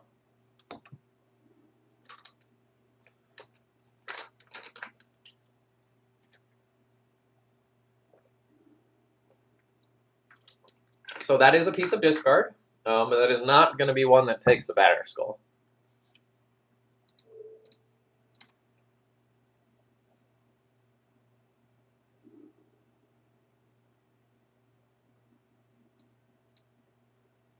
This seems like an easy take the Brainstorm to me. And then just try to take the others with discard before I play a super relevant permanent. No, like, their hand's garbage right now. Like, let's keep them with garbage.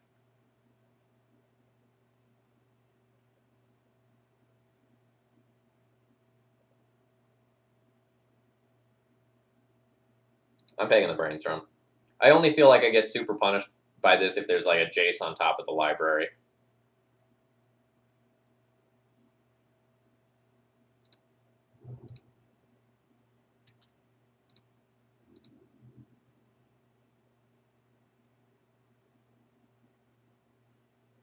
So they did Brainstorm on their turn, right? They did Brainstorm on their turn.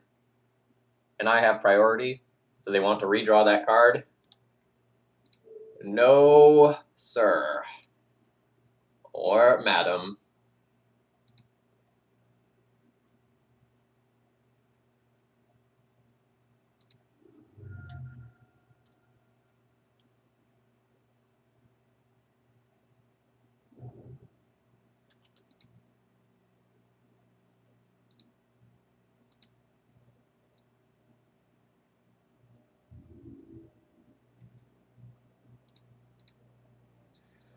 Do I want to trade Disenchant for my factory?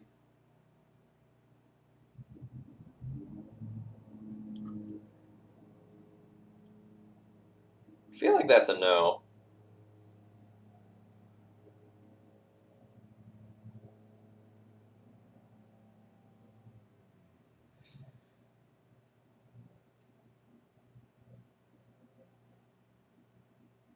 Yeah, I'm going to say no there.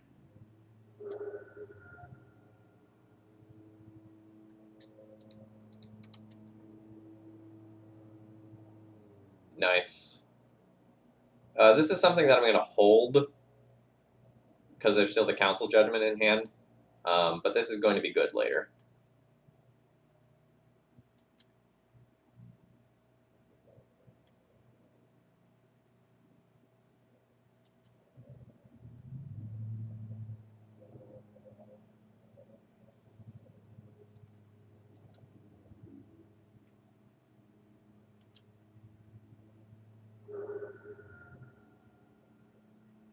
I don't really know that I want to trade the factory for Disenchant yet. Oh, they can't cast the Judgment yet. That's a good point.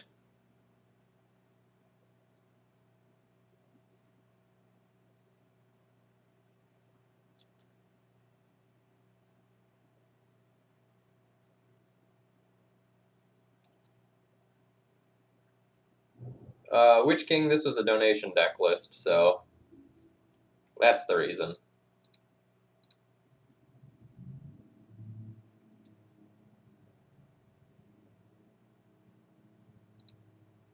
Otherwise, I would have shoved some bad black enchantments into this deck list, to be sure.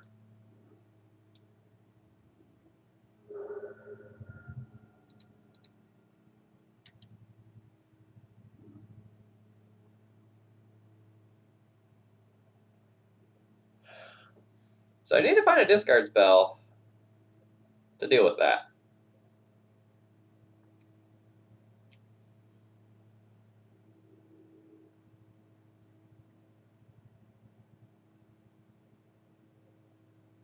Or I could just, like, cast Pithing Needle. If it resolves, Needle Strand. Or, if it resolves without them doing something, Needle this. If they fetch in response, then Needle Jace.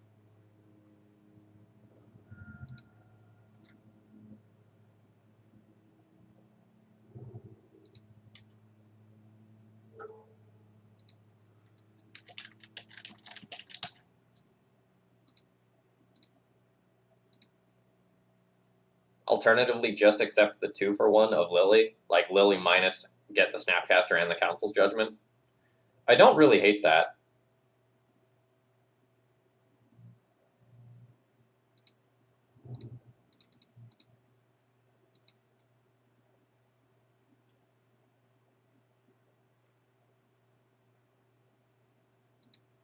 Alright, so they have Snapcaster Counterspell. No, it doesn't matter whether I play Lily at 5 mana or not, because like they have Snapcaster, like if they have Snapcaster Mage, Counterspell answers it just as well as Snapcaster Spell Pierce does.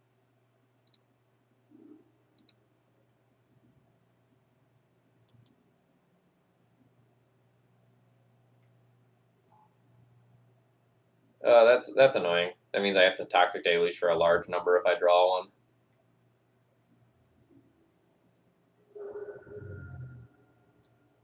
It also means that the clock got very real.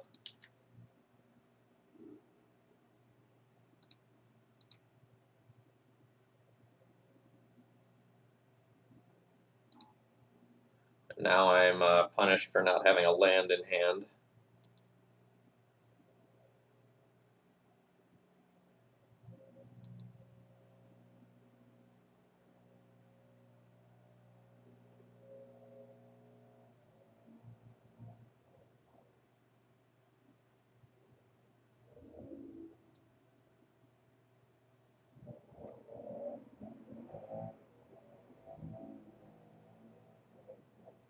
To counter-argue that, like, if we held the knight, it just would have been answered by the Council's Judgment. So I don't think that mattered too much.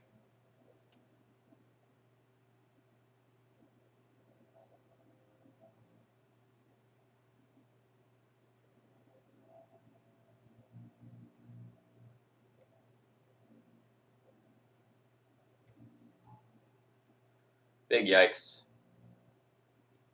Oh, HC Fox, you know I'm doing that.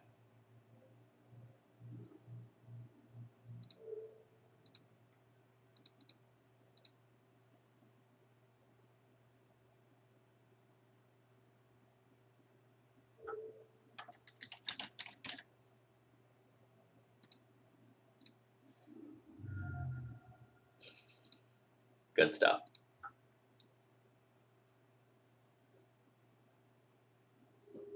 Alright, going into the last round here. To take a second and do my shameless plug, if you're enjoying this Legacy content, please consider following the channel. Doing Legacy multiple times a week, especially before I start work. I'm a teacher, so I've got a little while longer before I start teaching. And if you're really enjoying it, please consider doing something to go and financially support my content, like using your sweet Twitch Prime money to throw a subscription my way for free! Or doing a donation deck list to see sweet decks like Pox on stream. That too. This hand is gas. Keep. Inquisition you into whatever is appropriate of him or Smallpox, and repeat.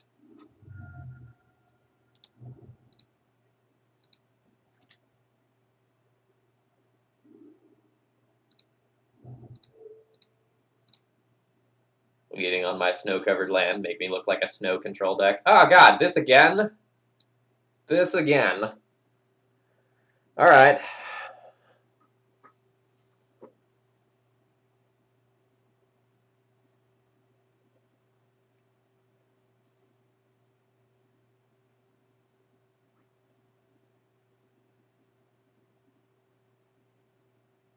So I think I let them keep the Stoneforge Mystic and Smallpox it.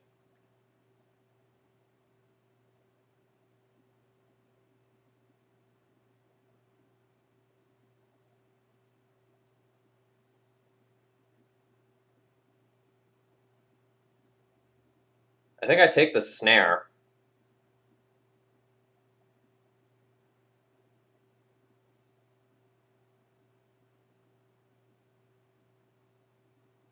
Oh shoot, I don't have Pox. Oops, oops, oops, oops, oops. Yep, alright, sorry. Yeah, I take the Mystic then.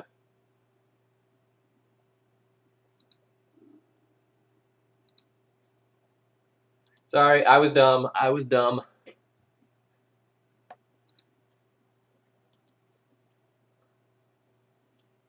So there's just going to be like Flooded Strand Pass.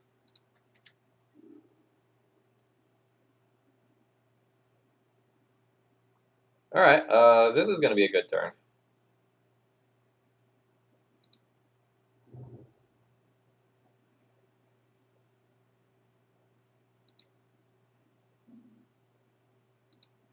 So I think I'm supposed to just Dark Ritual and double 2-drop this turn, rather than Dark Ritual Jam Lily.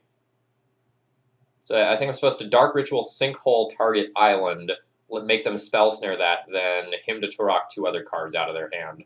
Then if they keep land True Name, they play that out, and I have Lily minus the next turn.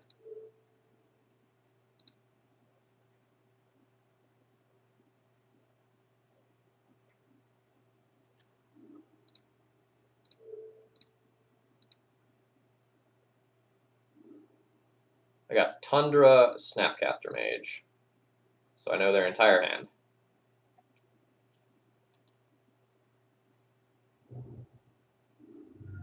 Oh yeah. Now I go Urborg, Liliana minus, and then I'll Sinkhole your Plains the following turn. This is sick. Nice.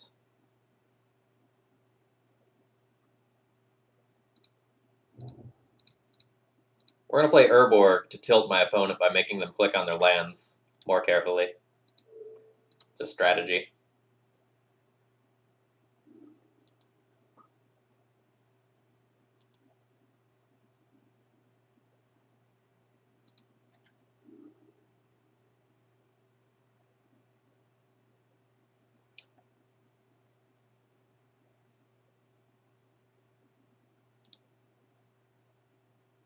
Alright, let's start by plussing. They'll probably discard the Swords to Plowshares that I know about. And in case they're forced to get Tundra, I'm actually going to keep my Wasteland.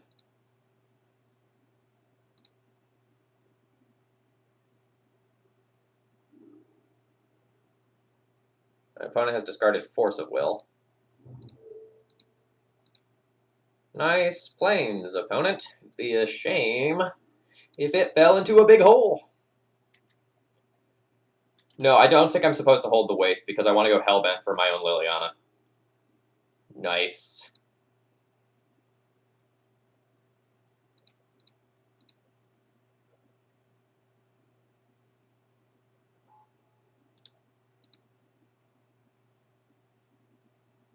No, this isn't GG. They could get out of this. Alright, so that Swords of Plowshares that I know about is now gone. Like, they can just, like, hit running lands into Jace or something like that. I don't actually have a clock.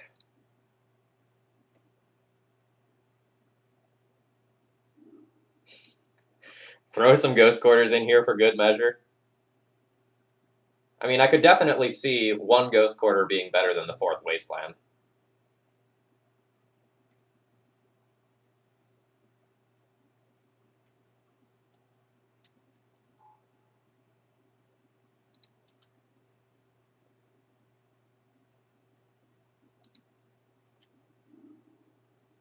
Value. Alright, opponent failed to find with the Stoneforge, which was potentially incorrect. IMO.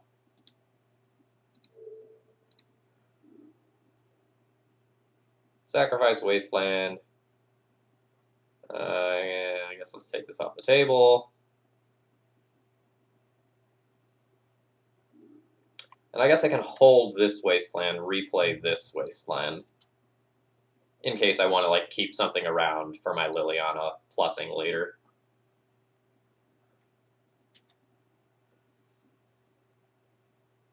So they just want to brainstorm and find a white fetch land.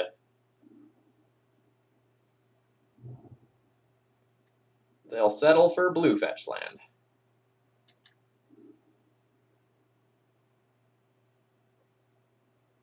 So I'm going to go ahead and wasteland this Polluted Delta force them to fetch an island with it rather than keeping it for a tundra for later.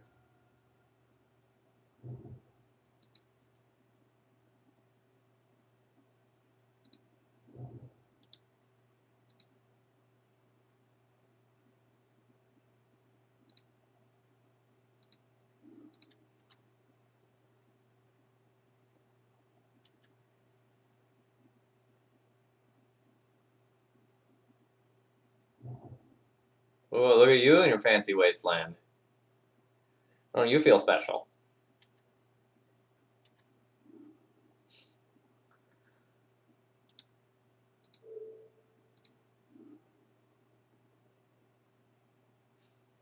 Sure, that's fine.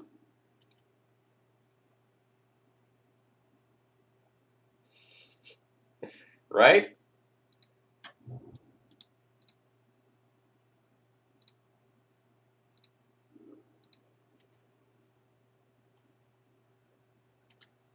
Like they're not dead. Like they can still get another basic land into Jace or something like that. Like there's worlds where they wiggle out.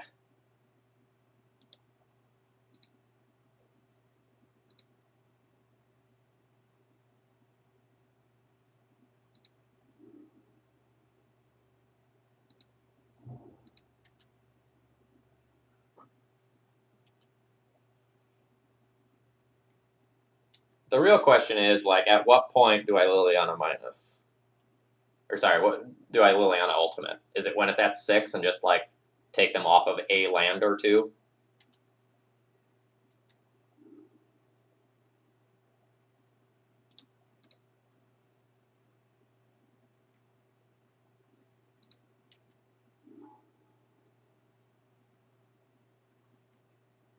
Oh, look at your cute ambush viper.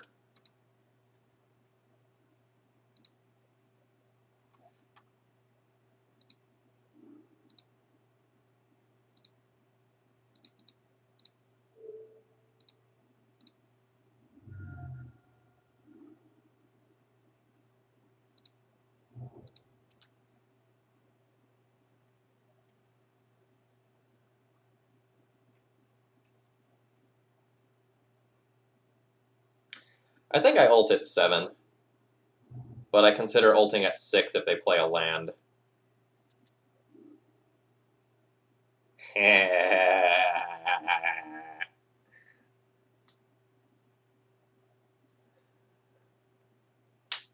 No, I don't intend on playing the Urborg from my graveyard anytime soon.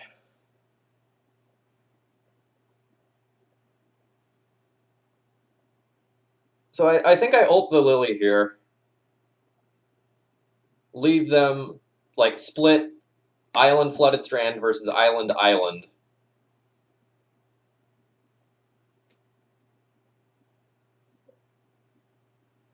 And then Smallpox. No, I think holding off the ult for a turn is bad because, like, I want to cast a Smallpox this turn.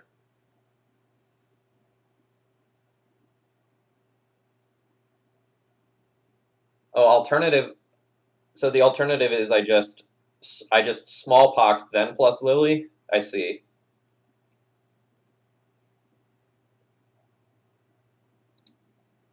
Okay, all right. I can be talked into that.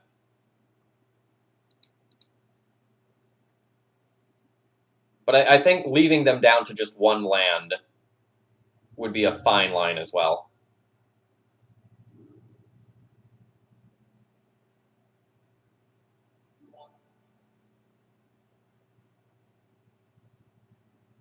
I don't think I need to wasteland the fetch.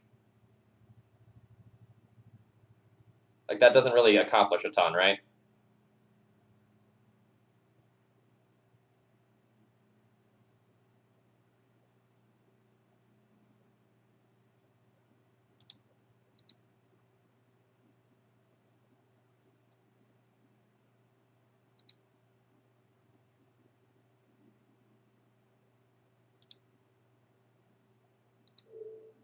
We'll waste the fetch because chat wants me to do it, but I don't actually think wasting the fetch is actually all that good.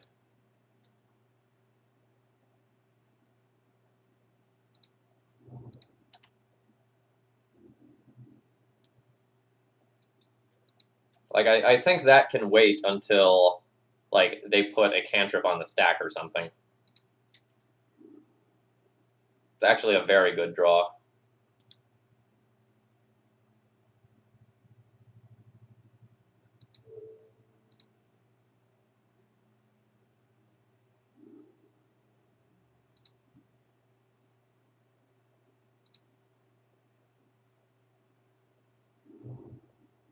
Our opponent has picked white as their color of choice.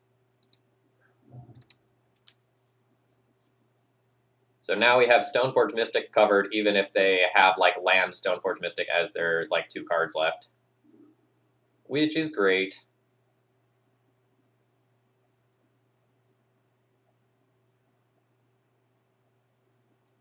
I think I'm going to go ahead and Inquisition, because that'll get one of their cards. Then I can Liliana plus take the other. Yeah, goodbye Stoneforge Mystic. Plus, goodbye that. Redeploy Swamp.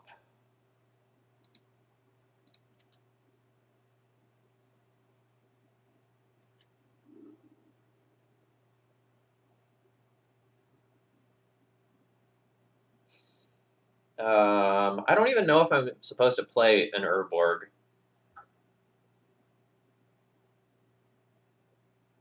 Yeah, well, I don't know where those came from, but cool.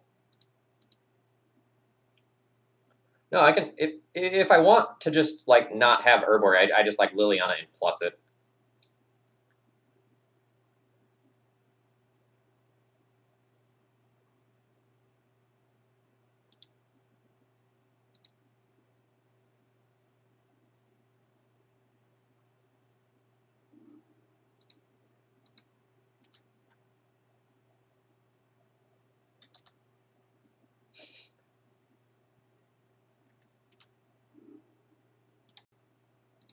Oh, I just F6 through my turn, or F2'd through my turn. That's really annoying.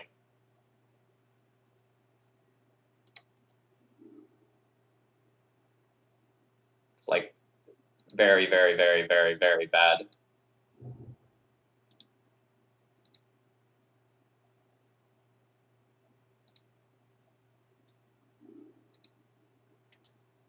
Because it, like, it gives my opponent a card that they can keep running, like, keep alive in hand. So now they can, like, play a 2-drop if they draw one. It's a very bad mistake.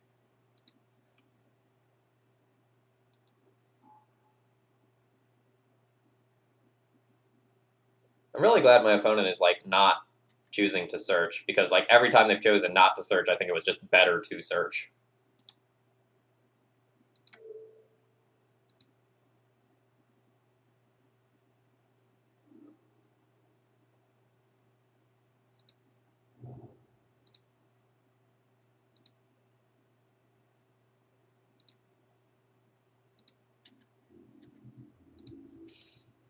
Yeah, we're just giving my opponent a little teaser, right? Little treat. I think I'm supposed to tick this blast zone up to 2.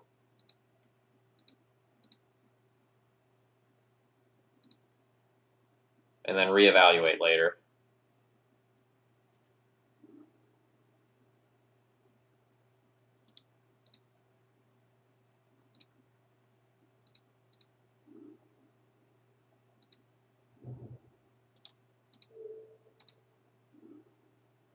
Nice.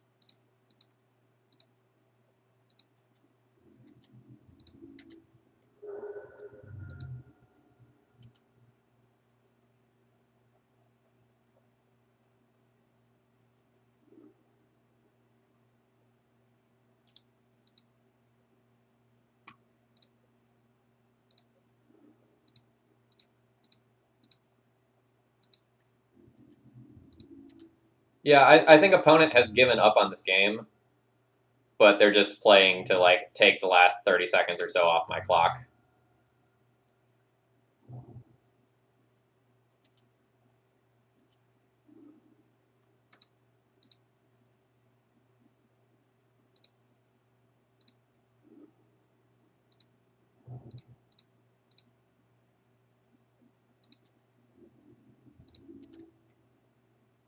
Yeah, that's something I thought about when I looked at the donation deck list I got.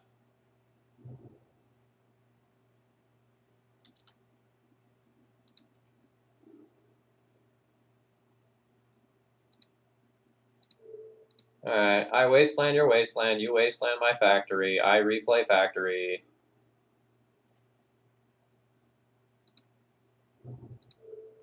I sinkhole this. I lily plus, dump my deluge. Herpa derpa derpa derpa derp.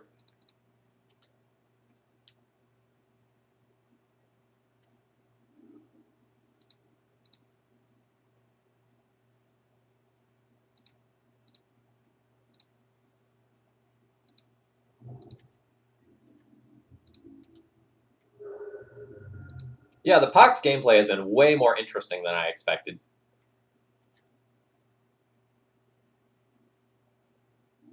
I totally think opponent is salting off. That's why they're not conceding, even though they're very, very, very dead.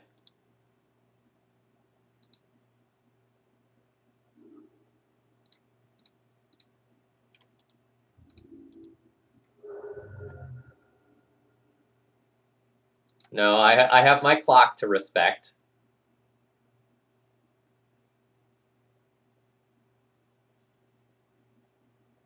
Alright, so how do we board last time? I think we wanted these, this.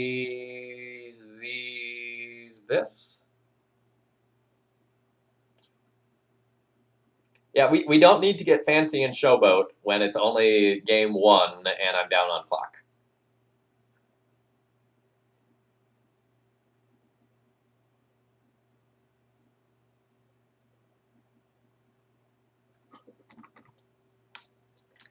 Marja, how did I board before? I don't remember.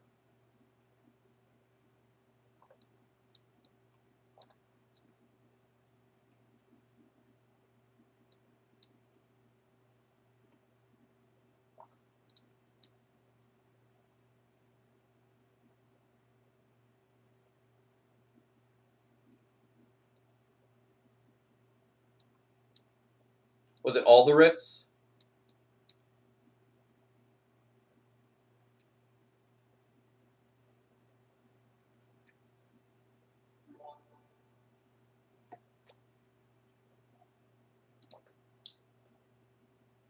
Buloid, thank you very much for following.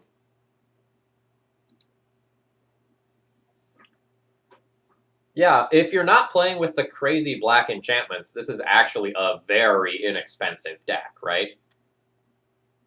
Like, what? Crucible or Bridge are probably the most expensive cards in it. I don't know, maybe like these sideboard graveyard hates cards are more expensive because, you know, modern.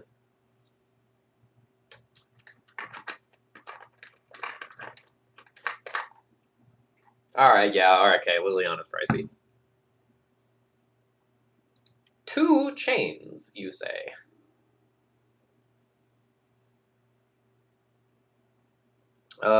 This one's got to go back. I have no black mana. It's a chain because I like the cards that are here.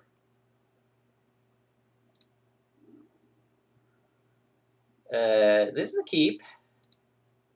I'm going to ship back the second Urborg and hope to draw another land.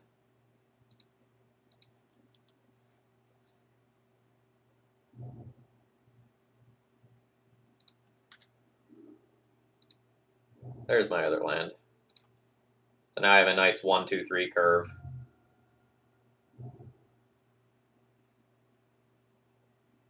No, I'm keeping the second Lily in case the first gets countered. I also may need to use one to minus and then want to have another one around to plus after it gets obliterated somehow.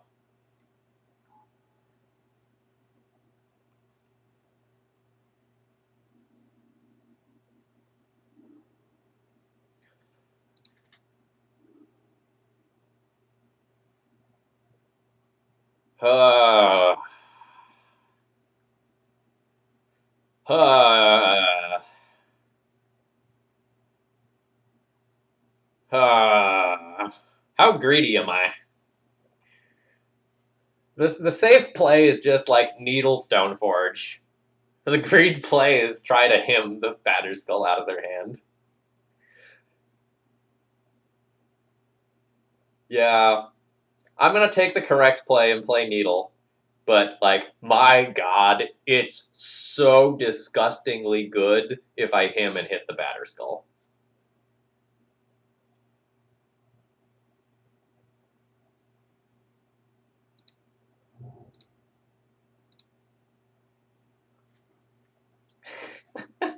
Let me repeat. This hymn's gonna be so good. F. Alright.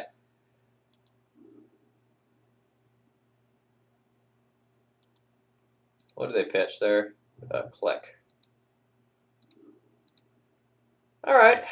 Opponent, that was a pretty good turn cycle there. I respect that. Alright, so you have Batterskull and Stoneforge, and that's it. I mean, that's a pretty good that's it, though.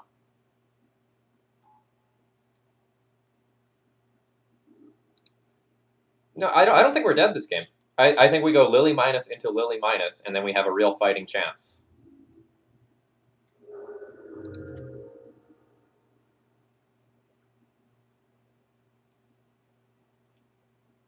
I don't think I have time right now to do this as much as I want to.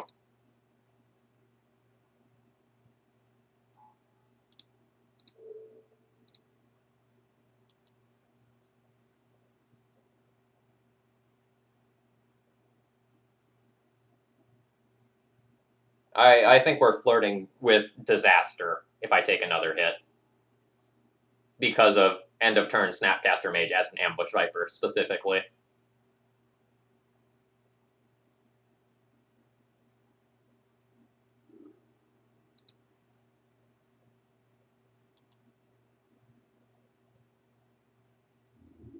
I also think they're supposed to keep the Snapcaster Mage over the Stoneforge Mystic. Just, like, keep the thing that has more power. Yo, that's insane.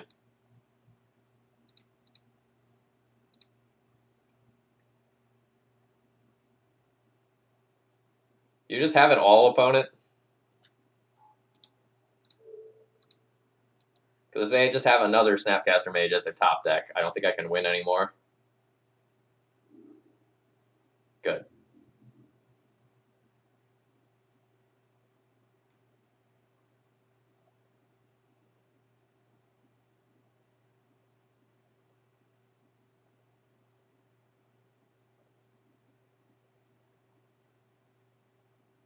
I mean, I'd like to draw a land so that I can just sinkhole whatever one of their lands is open and then, like, resolve the smallpox.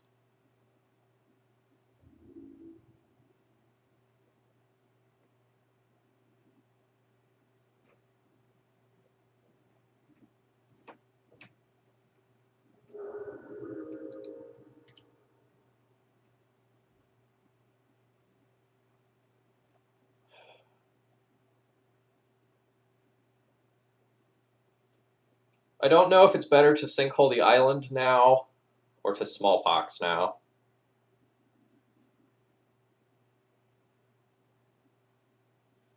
I could also just, like, play the bridge.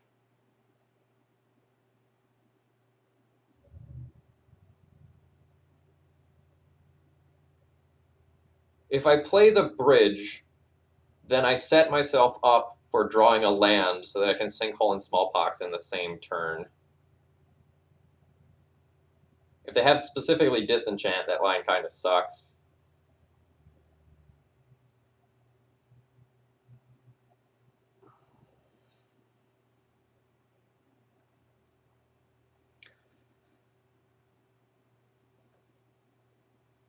I'm gonna bridge.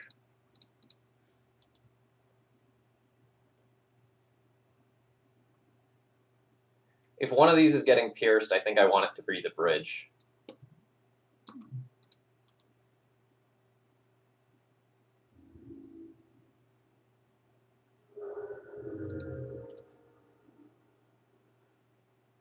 Yikes. So now I probably can't afford to take another hit.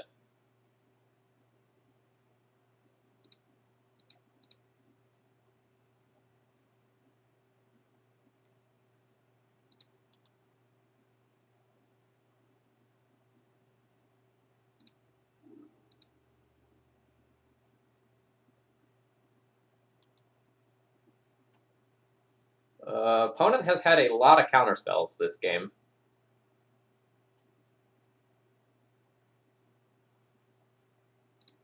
One, two, three. Snapcaster Mage was effectively a counterspell as well. Great, now Smallpox leaves me dead. Deluge isn't an out.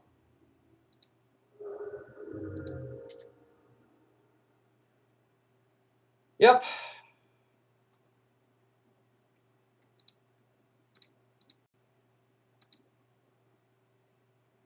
Oh, yeah, I missed that one. So now our out is our opponent sacrificing their germ instead of their Stoneforge Mystic. They did it. Alright, GG.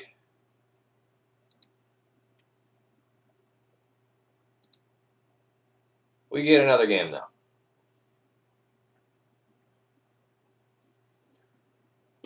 Also, I'm kind of wondering if Ashiok should be in the deck, because it's stopping Stoneforge Mystic searching.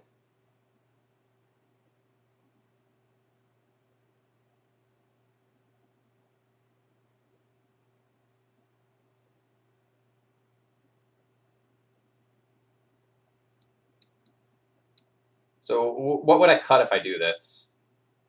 Like, should I trim like a Curse Scroll and a land or something?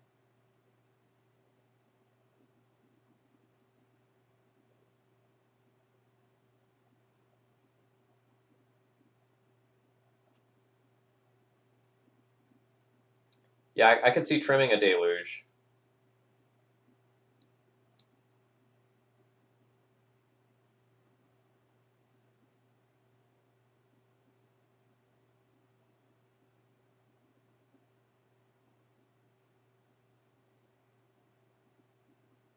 Let's get rid of one of those. And I think a land.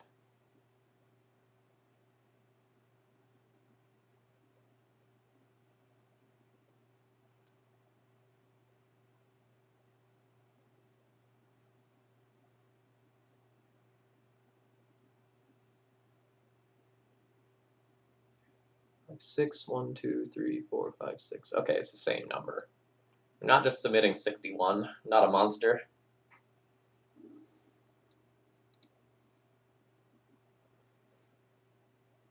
This one's got to be a mulligan.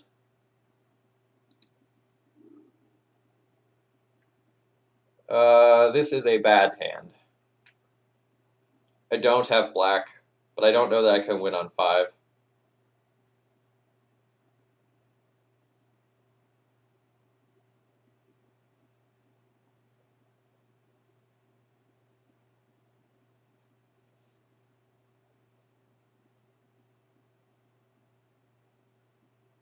I think I need to go to 5 and hope for, like, Dark Ritual Planeswalker. Nope. I mean, I'll keep this 5.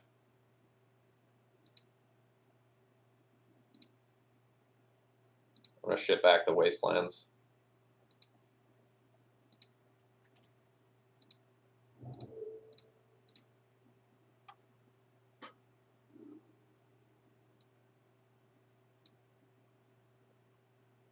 So my opponent doesn't actually have any pressure.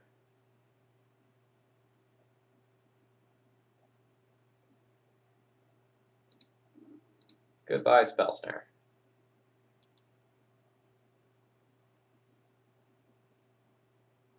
Yeah, on the 6, Needle Flooded Strand would have been nuts. It's a little unfortunate, but it is what it is.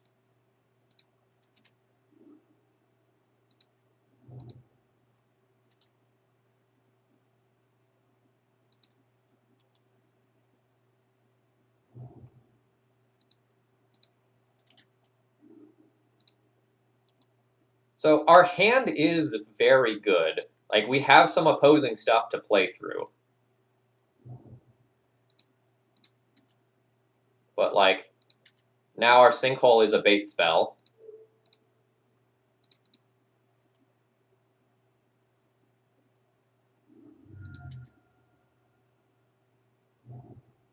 I think that's probably good enough to get a counterspell.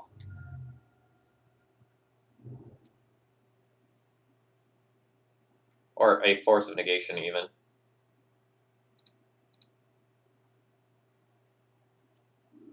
I think I would have cast the Force of Negation there just because it's more expensive, but I can understand wanting the ability to have a free counterspell up.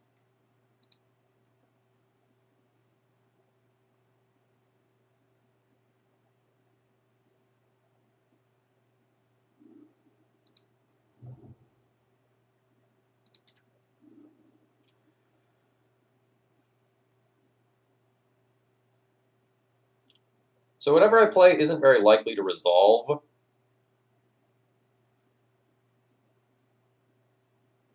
So I think I'm going to play Ashiok.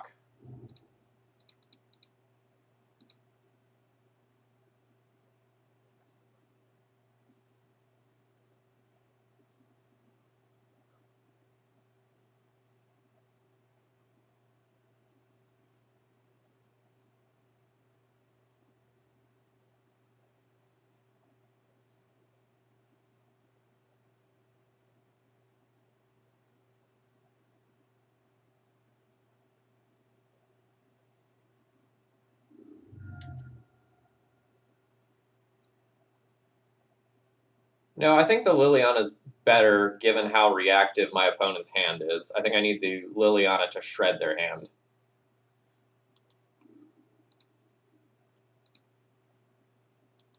Because, like, the Disenchant answers my Knight of Souls Betrayal, which is, like, very good right now. That's a disaster.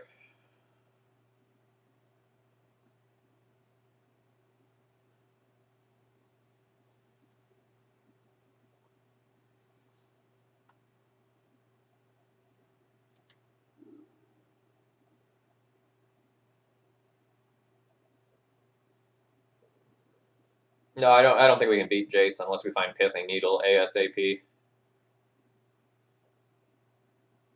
Like, Lily plussing isn't good, just playing Curse Scroll out isn't good. Like, I'm gonna play this, but it feels kind of bad. And, like, I'm gonna play it and discard my Smallpox. My lands have become more valuable than my opponent's lands.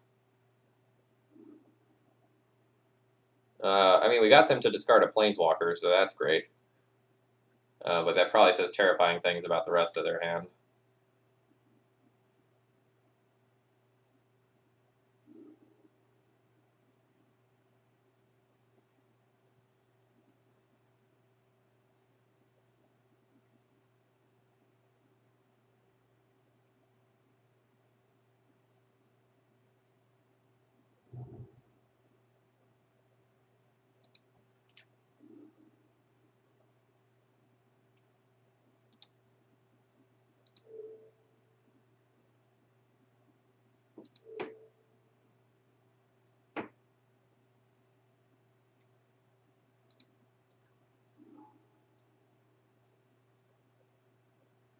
Alright, that's a little frustrating.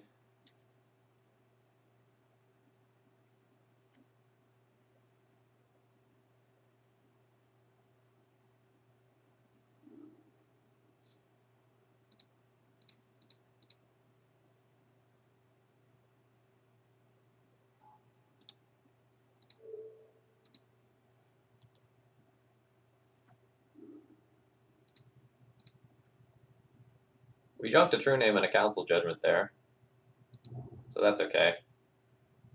But, like, Batterskull plus Jace is no good for us.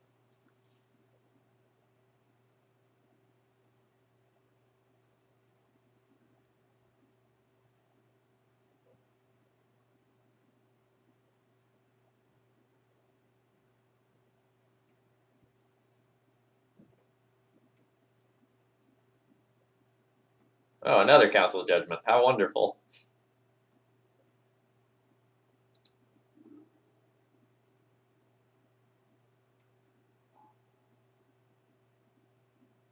Land would be so strong here. Fuck. Come on.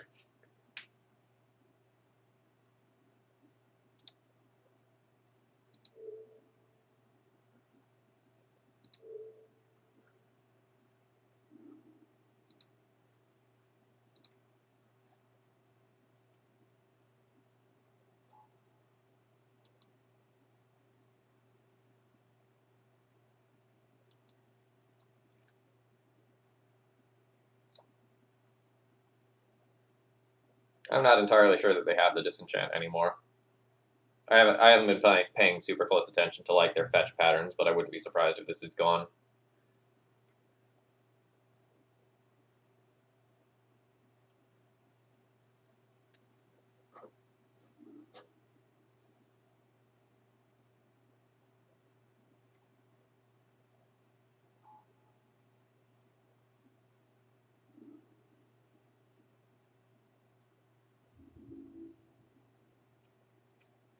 The real question is, are they going to let me keep my Ashiok? They might not care about it that much. Alright, they care about it.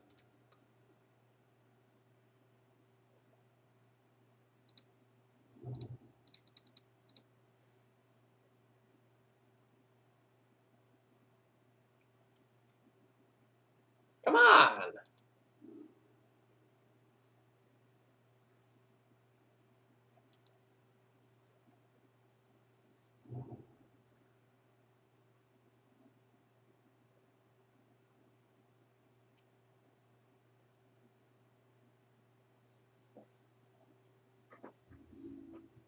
I don't really know that they need to Fate Seal me. I think just continuing to generate cards is better than Fate Sealing me. Oh, that's not bad. They put it on top, though, so that doesn't bode well for me.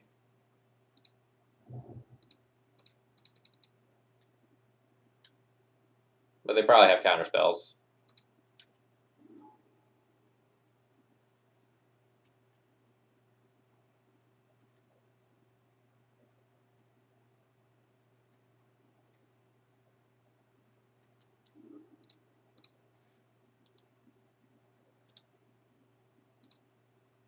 I'm just curious if they still have the disenchant. They don't have the disenchant.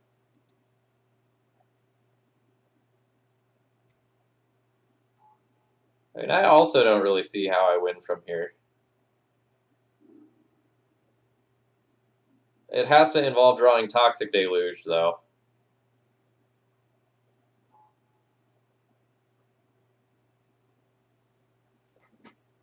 Uh, that's a problem.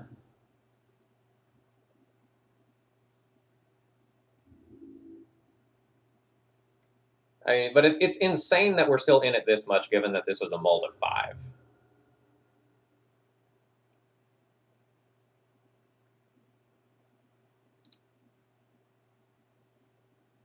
Yeah, now that my opponent's like Fate Sealing us, it has to be like double good card in the top on a row.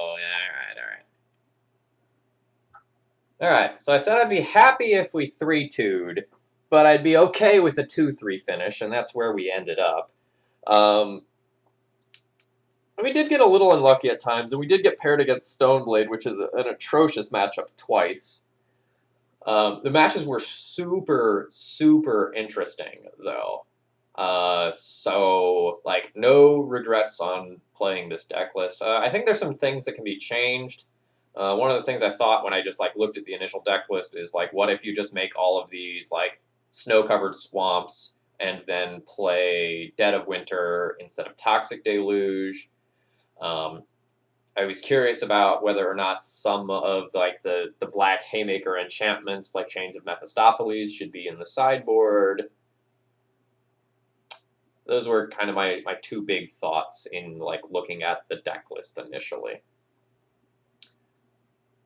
The other random thought I had is that a land that can kill creatures and is recursive might be good.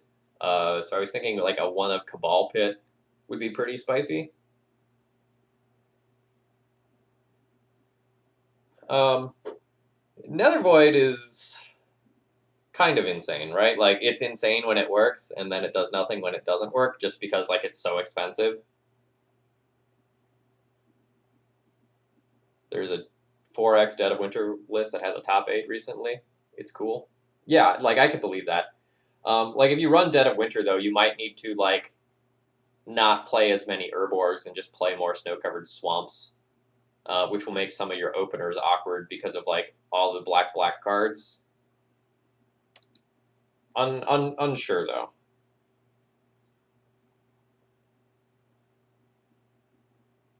Yeah, the funny thing is, like, all the black enchantments that are $1 billion on paper are, like, pennies on Magic Online. So, like, you get the accessibility to play with all the sweet cards that way.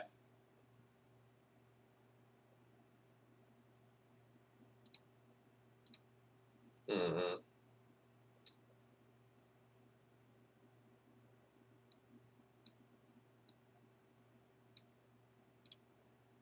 I think that's all I've got for this. I don't think I have anything else to say about the deck list. Like, it felt about as good as I would expect Pox to be. You know, it's not going to be the most competitive thing, but at your, you know, local game store level, you can probably take it to some events and wreck some people. I do think, like, if you were going to take this exact deck list, you should not be playing a split of Snow-Covered Swamps and Swamps because they have different names for Curse Scroll reasons. So that would be, like, one change that I'd make immediately. Yeah, all right, that's all I've got for you folks. I hope you're enjoying. If you are, please consider doing, like, a donation deck list or something else to support me, even if it's just following. I'm going to turn you over to someone who looks like they're playing Legacy in a different language, but hey, they're still playing Legacy, and I'm sure they'll appreciate the views. I will see you again soon, folks. Cheers.